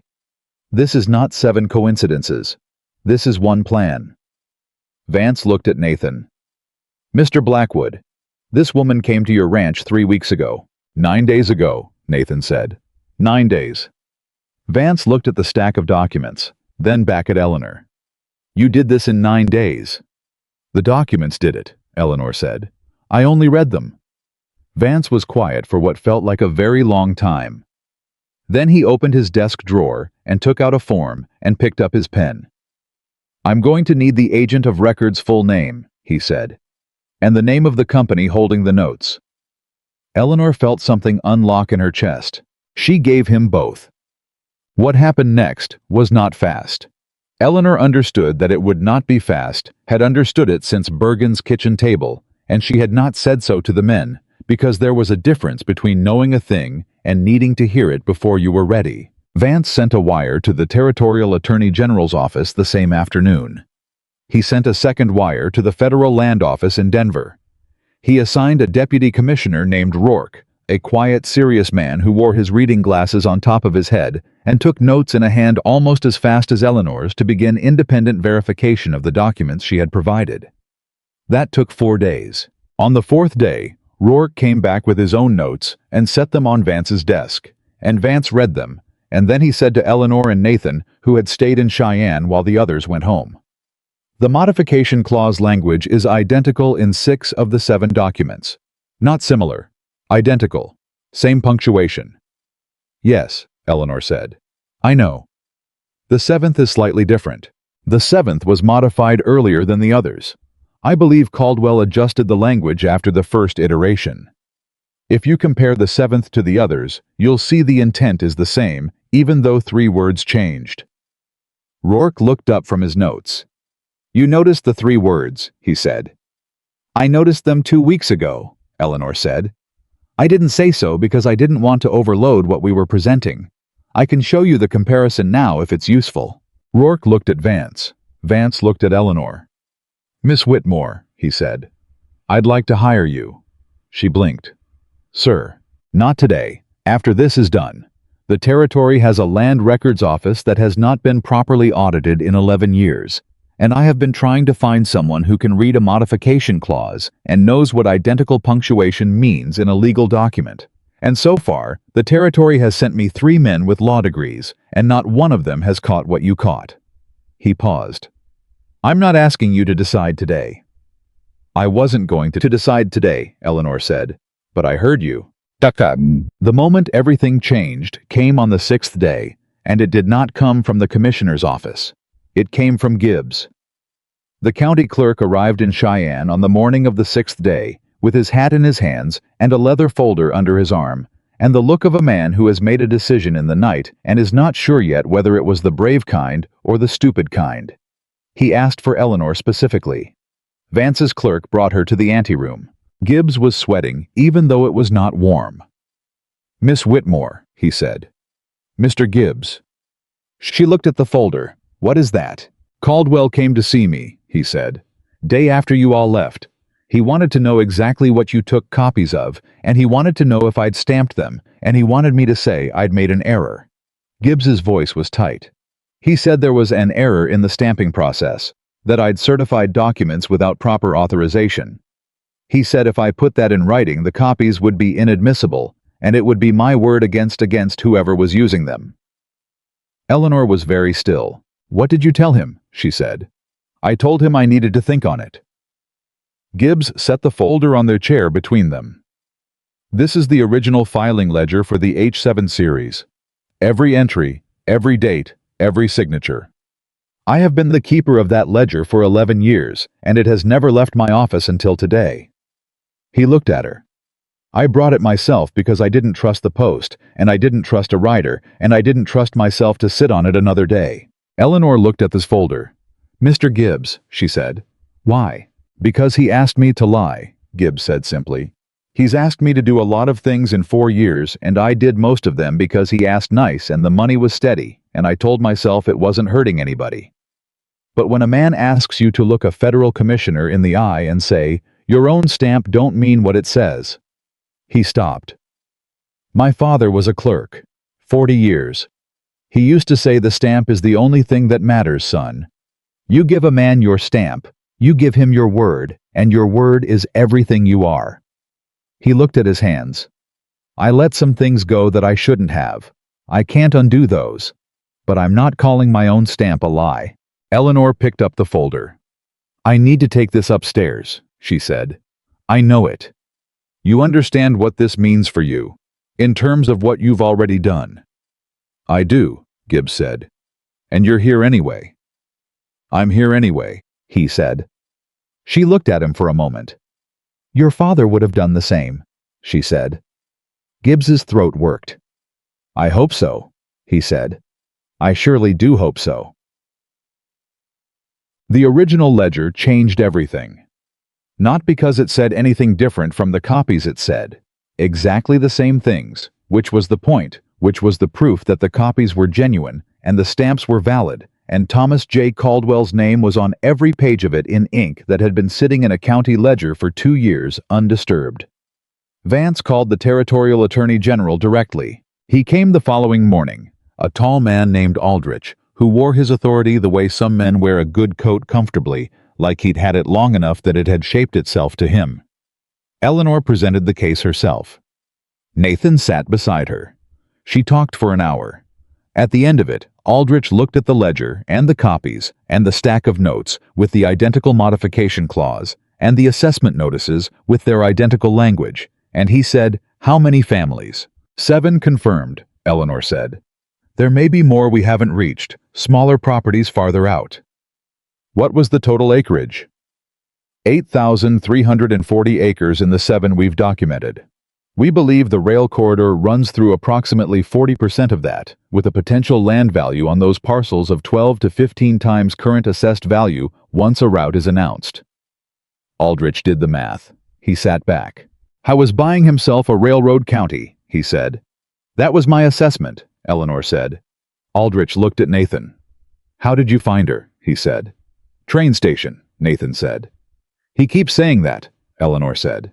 I think he finds it funny. Aldrich almost smiled. Then he picked up his pen. I'm issuing an injunction today, he said, freezing all note call activity on these 7 properties pending investigation. That stops the clock on the 30-day notices. He looked at Eleanor. All of them. All of them, Eleanor confirmed. And I'm issuing a subpoena for the Harlow Land and Cattle Company's records. All of them, including correspondence. He wrote as he talked. If there is a pattern as consistent as what you've shown me, there will be more families. There will be records he kept that he did not mean for anyone to see. There always are, Eleanor said. Men who think they're untouchable keep very good records. They like having it written down. Aldrich paused and looked at her. That is the most accurate thing anyone has said in this office in 6 months, he said. The wire reached Nathan's Valley. The same afternoon the injunction was filed. Cormac read it to Wesley on the porch, and Wesley let out a sound that was somewhere between a shout and a sob, and went to put it in Eleanor's room on her pillow, which was where she kept the things that mattered. The wire said, "Injunction granted. Notes frozen. Investigation opened. Come home." It was signed Nathan. Across town in the hotel, where he had been staying since riding in 2 days after Eleanor had left for Cheyenne, Thomas Caldwell received a different paper. It was served by a federal officer at 9 in the morning, and it was not the kind of paper you argue with. He read it in the doorway of his hotel room, with his coat half on. He read it twice. Then he went back inside and sat on the bed for a long time. He had built 2 years of careful work on one essential assumption, that the people in that valley were too scattered, too busy, and too unable to read what he'd written to ever put it together before March. He had been right about the scattered, right about the busy. He had not counted on one woman with a notebook and 4 years of practice reading things that other people thought were buried. He had not counted on her being angry enough to stay. The ride home took 3 days again, but it felt different going the other direction. Bergen laughed on the second day. Full real laughter, the kind that comes out of a person when the weight that's been on them finally breaks off. He laughed until his horse looked around to see what was happening, and Marcus Slaughter said, "Ott, you're scaring the animals," and Bergen laughed harder. Even Pell, who had not smiled in 2 days of riding to Cheyenne, looked out over the road on the third afternoon and said quietly to no one in particular, "She's still there." "Sir," Eleanor said. "My wife," he said. "She's still there, in her place." He nodded to himself. "That's the whole of it." Eleanor did not say anything. She did not need to. Nathan rode beside her most of the third day, and neither of them talked much, and it was the good kind of not talking, the kind that happens between people who have already said the hard things and don't need to fill the space. About 2 miles out from the mountain road, he said, "You heard what Vance said." "About the job?" "Yes." "I heard him." "Cheyenne is a long way from this mountain," Nathan said. "It is," Eleanor agreed. "It would be a good position." "It would. I'm not—" He stopped. "I'm not saying you shouldn't take it. I want to be clear about that." "I know you're not." "I'm saying—" He worked the reins. "I'm saying I'd like there to be a reason you considered not taking it. That's all I'm saying. I'm not asking for anything more than that." Eleanor rode for a moment. "Nathan," she said. "Ma'am, you hired me for $15 a month to sort a crate of paper." "I did." "There's still paper left in that crate." He was quiet. "There's a widow on the east side," Eleanor said. "Martha Foss. We never got all her documents, and there may be 2 more families Pell mentioned that we haven't reached." She looked at the road ahead. "And your books are not fully sorted. I have at a very conservative estimate another 2 months of actual work owed to you." A pause. 2 months, Nathan said. "Minimum." Another pause. "And after 2 months?" "After 2 months," Eleanor said, "we can talk about Cheyenne." Nathan looked at her from under his hat. "That's not a yes," he said. "It is absolutely not a yes," Eleanor agreed. "It is a woman telling you she is not done with what she started, and that she does not make decisions about her life on the back of a horse 3 miles from home." She glanced at him. "But it isn't a no either." Nathan looked back at the road. Something in his face settled. 2 months, he said. 2 months. "And the books." "And the books." "And Martha Foss." "And Martha Foss," Eleanor said. "Obviously." He nodded once. They came up the last bend of the mountain road, and the ranch came into sight, and Cormac was in the yard, because he had been checking the road every 20 minutes since the wire arrived, though he would die before he said so. He looked at all 9 of them riding in. He looked at Eleanor. He made a sound in his chest that was unmistakably relief. "Supper's been ready an hour," he said. "I suppose you all think the world waits on your schedule." "Cormac," Nathan said. "Don't. We won." "I know you won. I got eyes, don't I? Come inside before it's ruined." He went. Bergen started laughing again. Eleanor dismounted and handed her horse to Wesley, who took the reins and then stopped and looked at her with his whole earnest 14-year-old face. "Miss Eleanor," he said. "Did it work, really?" She thought about Pell on the road saying she's still there. She thought about Gibbs and his father's stamp. She thought about Gibbs's voice when he said, "My word is everything you are." She thought about a ledger in a county office that had sat there 2 years, telling the truth to anyone who came to read it, waiting with the patience of paper for the one person who would. "It worked," she said. Wesley let out a breath so long it seemed like he'd been holding it since she left. "Good," he said. "Good. Because Cormac cried. When the wire came. He thinks I didn't see, but I saw." Eleanor looked at the house where the lamp was already lit, and the smell of something real and warm was coming through the open door, and somewhere inside that house, Cormac was clattering pots and pretending the last 9 days had not cost him a single night of sleep. "Don't tell him you saw," she said. "No, ma'am." Wesley agreed. "I wouldn't dare." The injunction held. That was the first thing, and for the first week back, it was the only thing that mattered, that the paper was real. That the federal stamp meant what it said, that no man in the territory could walk up to any of those 7 front doors with a 30-day notice and have the law behind him. Eleanor knew it was holding because nobody came. Every morning for the first 4 days, she woke before the house and stood at the kitchen window with her coffee and watched the road because she understood Thomas Caldwell well enough by now to know that a man who had spent 2 years building something quiet did not simply accept the unbuilding of it. He would look for the seam. He would look for the place where the paper was weakest and push there, and she wanted to be awake when he found it. But the road stayed empty. On the 5th morning, Nathan came into the kitchen and found her at the window and said, "He's not coming." "Not today," Eleanor said. "You can stop watching the road." "I'll stop watching it when I know why he's not on it." Nathan poured himself coffee and came to stand beside her at the window, not close enough to be anything other than 2 people looking at the same road, but close enough that she was aware of him, the way you're aware of a fire in a cold room. "Rourke sent a wire," he said. Eleanor turned. "When?" "Yesterday evening. I didn't want to tell you at supper because Bergen was here, and it wasn't his news yet." He set his cup down. They went into the Harlow Land and Cattle Company's office with the subpoena.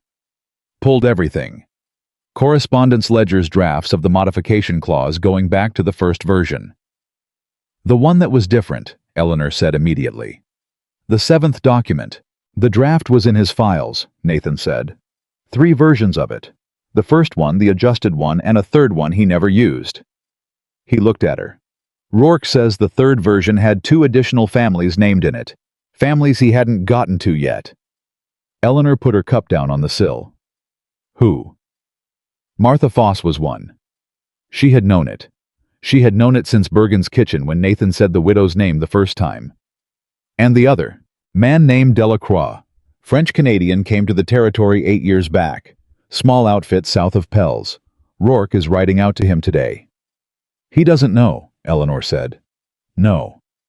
He's been going about his life not knowing there was a file in Caldwell's office with his name in the draft column." She pressed her hand flat on the windowsill.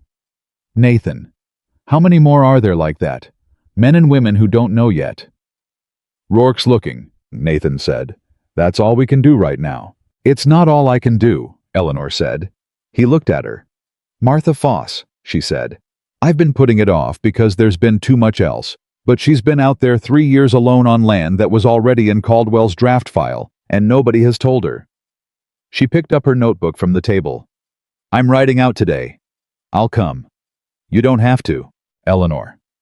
He said her name the way he'd started saying it in the last week, not as a formality, not as a courtesy, as a thing that was just hers, and he was careful with it. "I know I don't have to." She looked at him for a moment. "After breakfast," she said. "After breakfast," he agreed. Martha Foss was 44 years old and had the particular quality of women who have done hard things alone for so long that they've stopped expecting anyone to help them. She came to the door of her ranch house with a rifle and set it down when she saw Nathan, and she looked at Eleanor with the careful assessing look of a woman who has learned to read people fast because she cannot afford to read them wrong. "Mrs. Foss," Eleanor said. "My name is Eleanor Whitmore. I work for Mr. Blackwood. I'd like to talk to you about your banknote." Martha Foss's eyes went sharp. "Come in," she said. She had coffee already going, which Eleanor took as a sign that a woman who always had coffee going had learned to expect that any day might require it. Eleanor put the relevant copies on the table and walked her through it the same way she had walked Nathan through it, the same way she had walked Bergen through it, the same way she had stood in front of Commissioner Vance and done it cleanly in order without softening what was hard. Martha listened without interrupting. When Eleanor finished, Martha sat with her hands wrapped around her cup for a long moment. "My husband signed the original note," she said. 18 months before he died. I signed the modification." She paused. "I thought it was a renewal." "It was designed to read as a renewal," Eleanor said. "I can read," Martha said sharply. "I want to be clear about that. I can read." "I know you can," Eleanor said. "I'm telling you that a man who does this for a living, who has done it to 9 families that we know of, constructed this document specifically so that a person reading it in good faith would read it as a renewal. That is not a failure of your reading, Mrs. Foss. That is the whole of his skill." Martha looked at her. 9 families, she said. 9 that we know of. The Territorial Attorney General's office is investigating further. "And my note is frozen under the same injunction as the others," Eleanor said. "You are protected as of the day it was filed, which was 11 days ago. It applies retroactively." Martha set her cup down with a precision that suggested she was managing something significant. "Nobody told me," she said. 11 days, and nobody came to tell me." "I know," Eleanor said. "I'm sorry. There was a great deal happening, and you were on my list, and I should have come sooner." "It's not a blame," Martha said. I'm just saying, I've been out here 11 days not knowing." "I know it." Martha looked at Nathan, who had been sitting quietly at the end of the table. "Mr. Blackwood," she said. "Is she as good as she appears to be?" "Better," Nathan said. Martha looked back at Eleanor. "What happens now?" she said. "Now the Attorney General's office builds the case for fraud. They have the draft documents with your name in them that puts intent on record, which is different from error. It shows he planned to come for your land before he'd even finished with the others." Eleanor folded her hands. "Your position is actually one of the strongest on paper because the draft proves premeditation." "So my name being in his file," Martha said slowly, "is the thing that helps me." "The thing he thought was private is the thing that proves it," Eleanor said. "Yes." Martha made a sound that was not quite a laugh. "Lord," she said, "isn't that something?" Then she looked at Eleanor again with that careful assessing look. "You're the woman who came on the train," she said. "For Caldwell."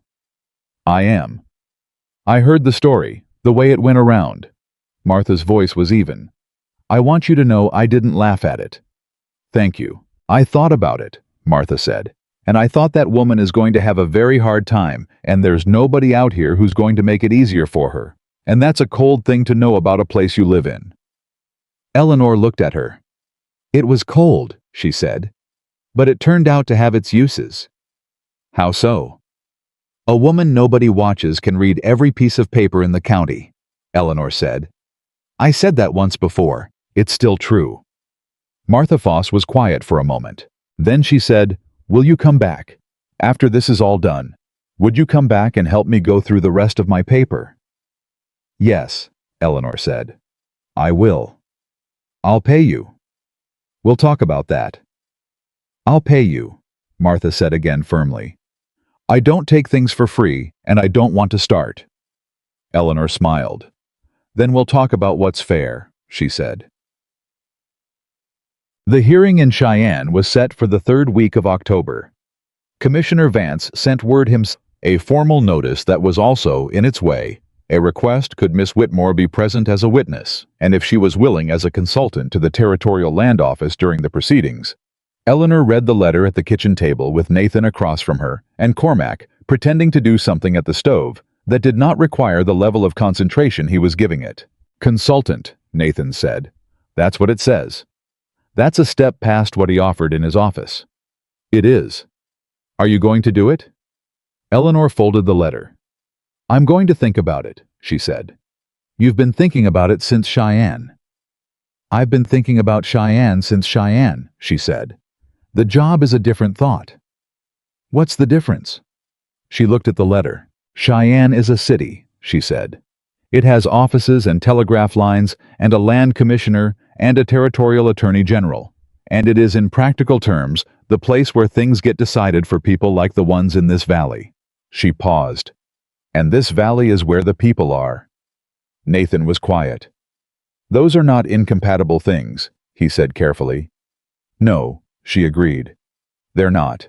A person could... He stopped, started again. A person could do the work in Cheyenne and live on a mountain. 3 days' ride, Eleanor said. There are faster routes. In summer. In summer, she agreed.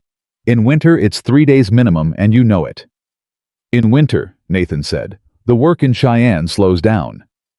Eleanor looked at him across the table. He looked back at her. Cormac made a sound at the stove that was technically the sound of a spoon on a pot, but communicated something significantly more editorial. Cormac, Nathan said. I'm cooking, Cormac said. You are eavesdropping.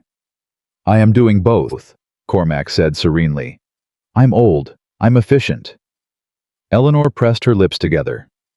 The letter asks for an answer by Friday, she said. It's Wednesday. I know what day it is. You've got 2 days. I know that too, Eleanor said, and she picked up her notebook and went out to the porch because she thought better outside, and both of them knew it. She was still on the porch an hour later when Wesley came and sat on the step below her without asking, which was a thing he had started doing in the last 2 weeks, and she had started expecting. Miss Eleanor? Wesley. Are you going to Cheyenne? I'm thinking about it. For good. She looked at the boy. He was trying to make his face say it didn't matter, and he was 14, and he was not yet old enough to make his face do what he told it. Come here, she said. He came up and sat beside her on the bench. I want you to listen to me, she said.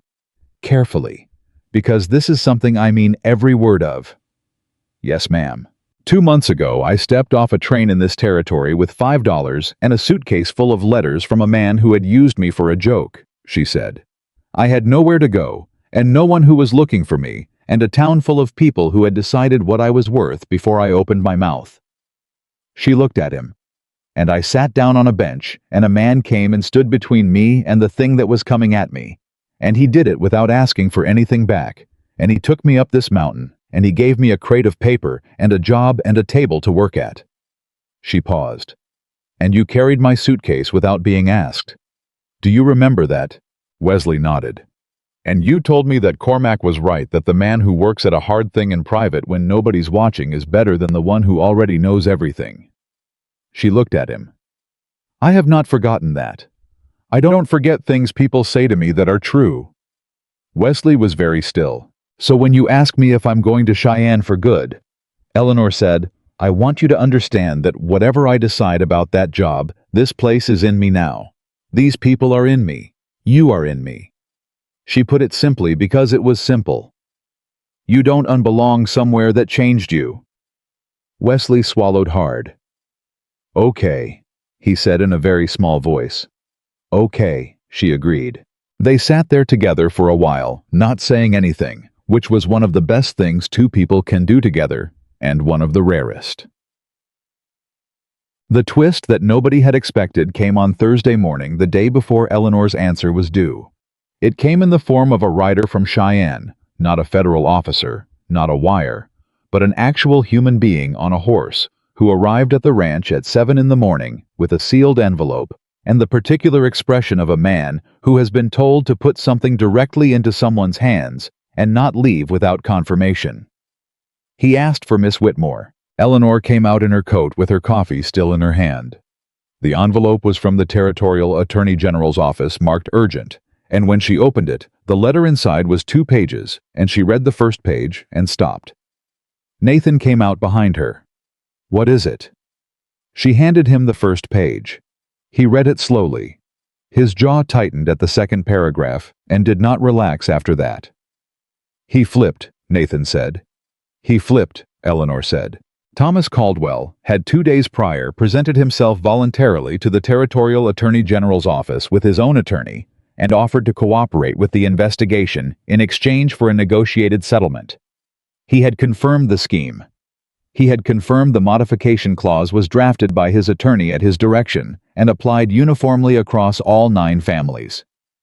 He had confirmed the county assessments were coordinated with a county official, not Gibbs, a different one, an assessor named Toll, who had since been suspended. I had done this, his attorney stated, because the subpoenaed records made defense untenable, and because this was the line that made Eleanor's hand tighten on the paper, because he wished to note for the record that the scheme had been independently identified and documented by a private citizen with no legal training, and that the thoroughness of that documentation had left him with no viable alternative.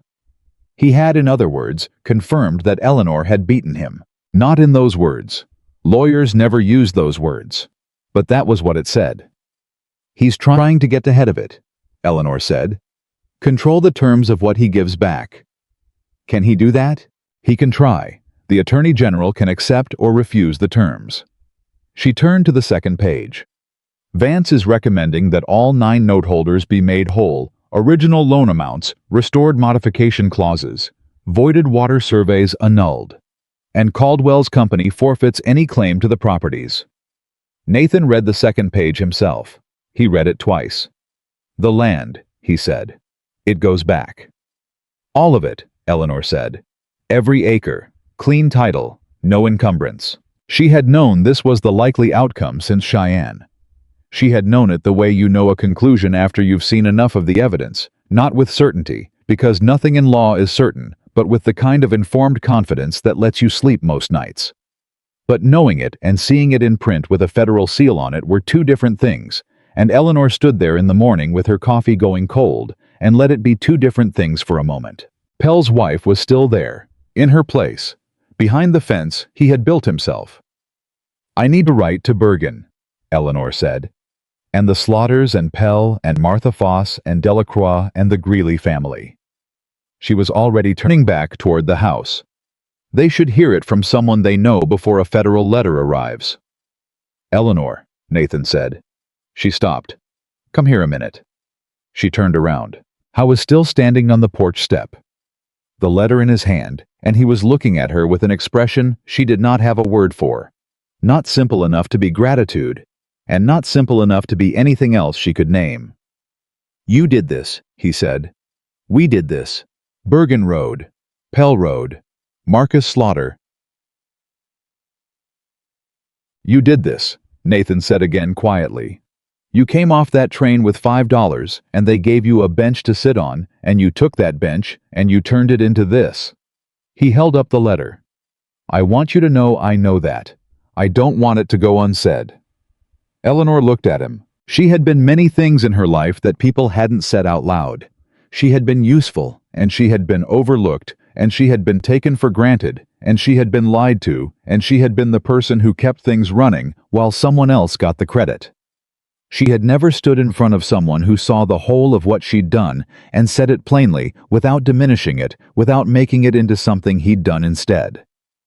She did not cry. But it was a near thing. Thank you, she said. Nathan. Yes, ma'am. I'm going to write those letters, she said. And then I'm going to write to Commissioner Vance and tell him yes. A pause.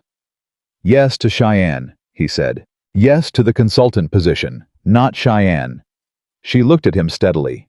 They can have me in Cheyenne when the proceedings require it. The rest of the time, I have books to keep, and a valley full of paper to read, and a widow on the east side who is going to pay me what's fair whether I like it or not.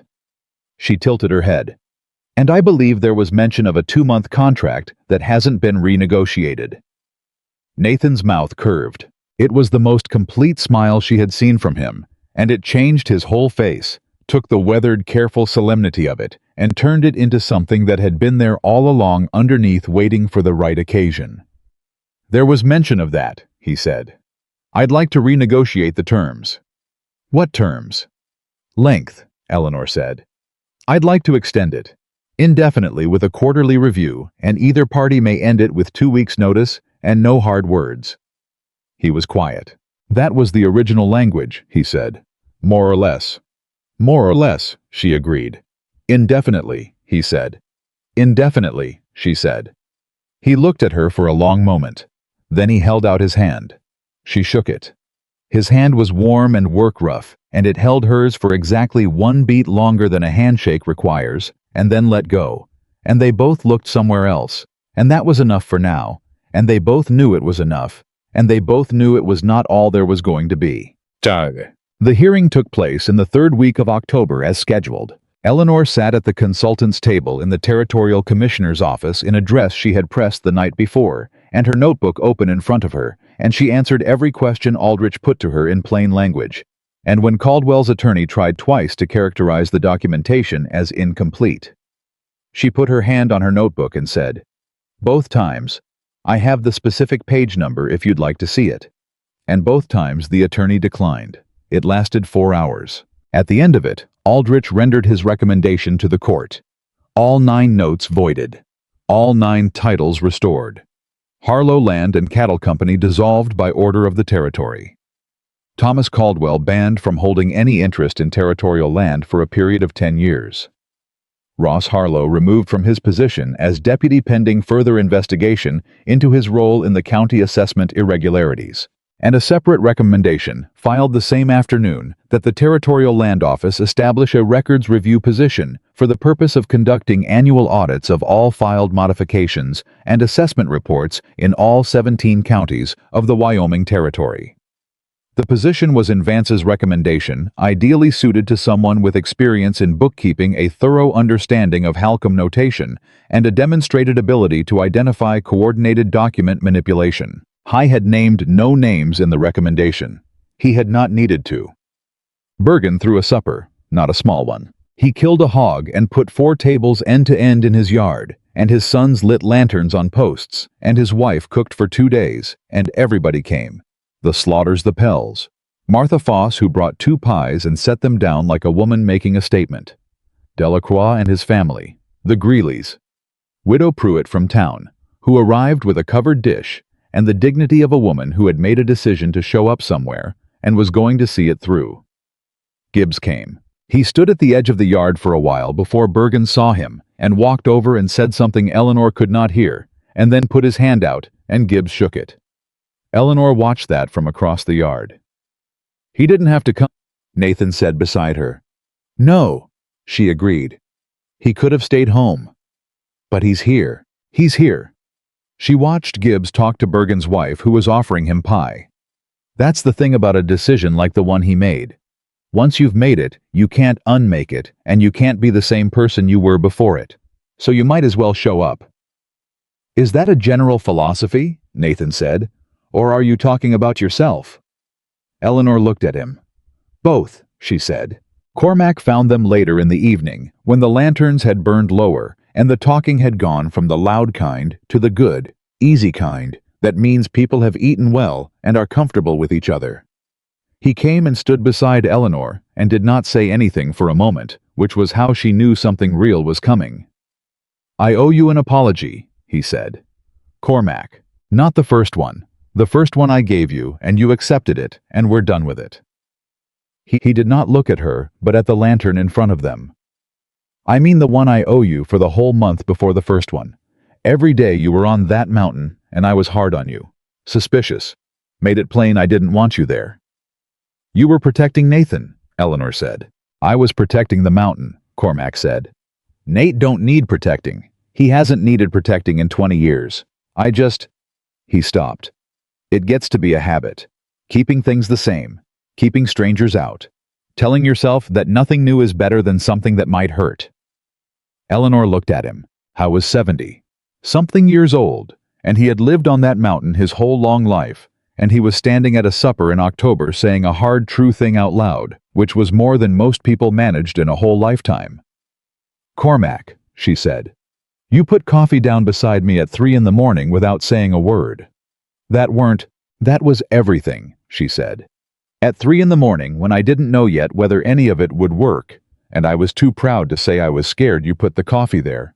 You didn't make a speech about it, you just put it there." She looked at him steadily. "Don't apologize to me for being a man who shows what he means in the doing of things.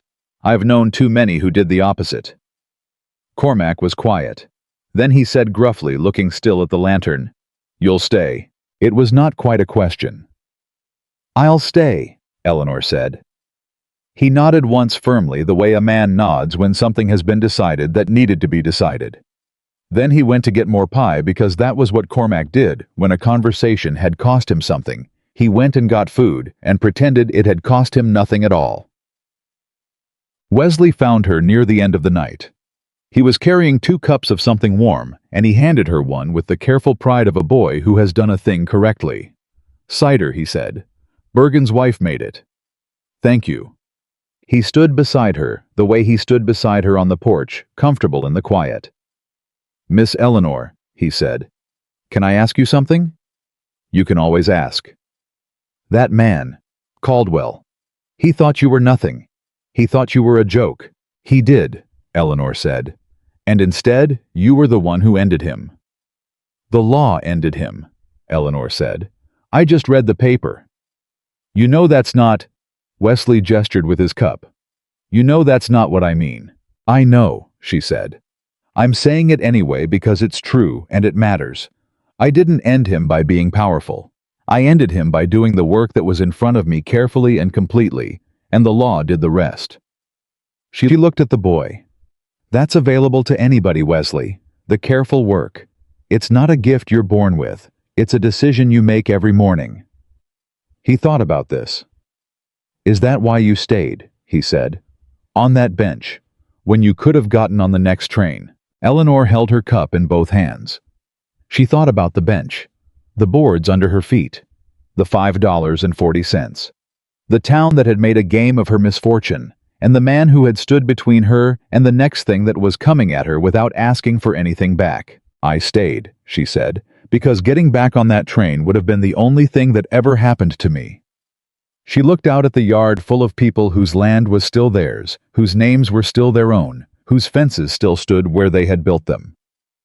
"I'd spent my whole life keeping other people's houses, and I was not going to spend the rest of it keeping the story he'd written about me."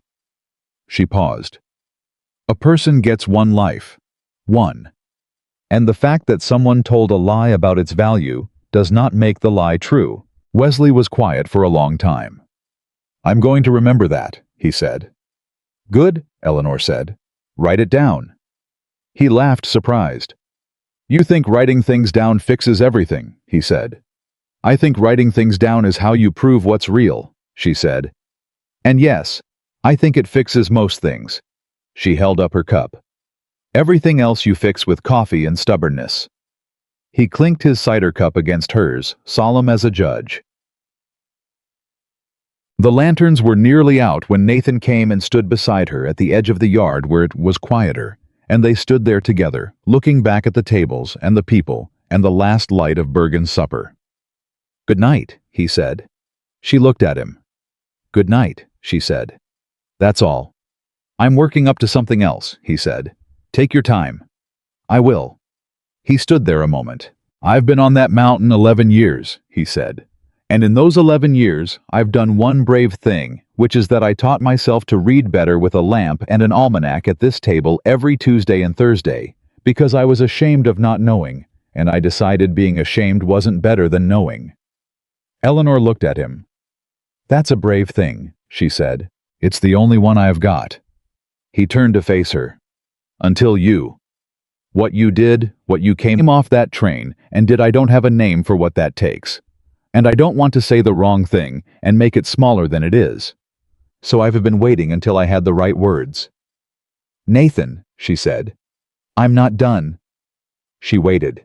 "You told me the first night that you weren't looking for another man," he said. "This year, or maybe any year. And I said I understood, and I did understand, and I still understand. I'm not asking you to change that." He looked at her steadily. "I'm asking whether that's still what's true. For you. Right now. Because things change, and I'd rather ask wrong than assume right." Eleanor held his gaze. She thought about the bench, and the 3 in the morning, and the road to Cheyenne, and the back of a horse in October, saying it isn't a no either. She thought about coffee put down without a word, and a hand held 1 beat longer than it needed to be, and a man who went to the station because a fella at the Mercantile was making a joke of a woman he'd never met, and it sat wrong with him, and that was the entire why, and there was no noble reason in it. That was the whole of him. No noble reason. Just a plain one. Just the right thing done, because it was right, not because anyone was watching. "Ask me again in the spring," she said. He was quiet. "That's not a no," he said. "No," she said. "It isn't. It isn't yes either. It's an honest answer from a woman who arrived on this mountain 9 days ago with $5 and has not yet finished what she started." She looked at him. "Give me a winter. Let me do the work. Let me find out who I am in a place that isn't somebody else's house." Her voice was steady and certain the way the mountain was steady and certain behind them. "And in the spring, ask me again." Nathan Blackwood stood there in the last of the lantern light and looked at her, and his face had that thing in it again that she did not have a word for, and she did not need one. "Spring," he said. "Spring," she said. He put his hat on, and he nodded once, and he went back toward the tables where Cormac was telling Bergen's wife something that was making her laugh. Eleanor stood there a moment longer alone, and she looked at the mountain behind them, dark and enormous and solid. And she thought, 9 days ago, I had $5 and a suitcase and a bench. She looked at the people around the tables. Pell still awake at 9 o'clock because his wife was in the ground behind a fence that was still his. Martha Foss talking to Delacroix's wife with the ease of a woman who has just learned she is not as alone as she thought. Wesley, who had carried her suitcase without being asked and told her a true thing at 14. Cormac, who put coffee down in the dark and never made a speech about it. Nathan, who had gone back to the table and was listening to Bergen's story with his full attention, the way he gave his full attention to everything he thought was worth it. She pulled out her notebook. She opened it to the last page she'd written on, and she wrote one line underneath everything else, and she underlined it once, and she closed the notebook. The line said, "This is mine. Not the mountain, not the case, not the job in Cheyenne, or the renegotiated contract, or the federal injunction, or the 9 families whose land was still their own. All of that mattered. All of that was real. But the thing that was hers, the thing that no man had given her, and no court had granted her, and no scheme of fraudulent paperwork had ever had a claim on, was the knowledge of what she was made of. She had come 1,000 miles for a man who had used her like a chip in a card game. She had stayed for no one but herself. She had done the work that was in front of her carefully and completely. And the valley was still standing. A person is not defined by who leaves them behind.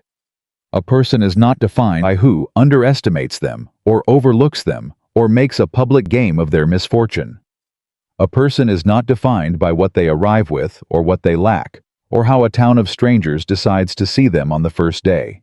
A person is defined fully, finally, and without appeal by what they choose to build when all of that is done.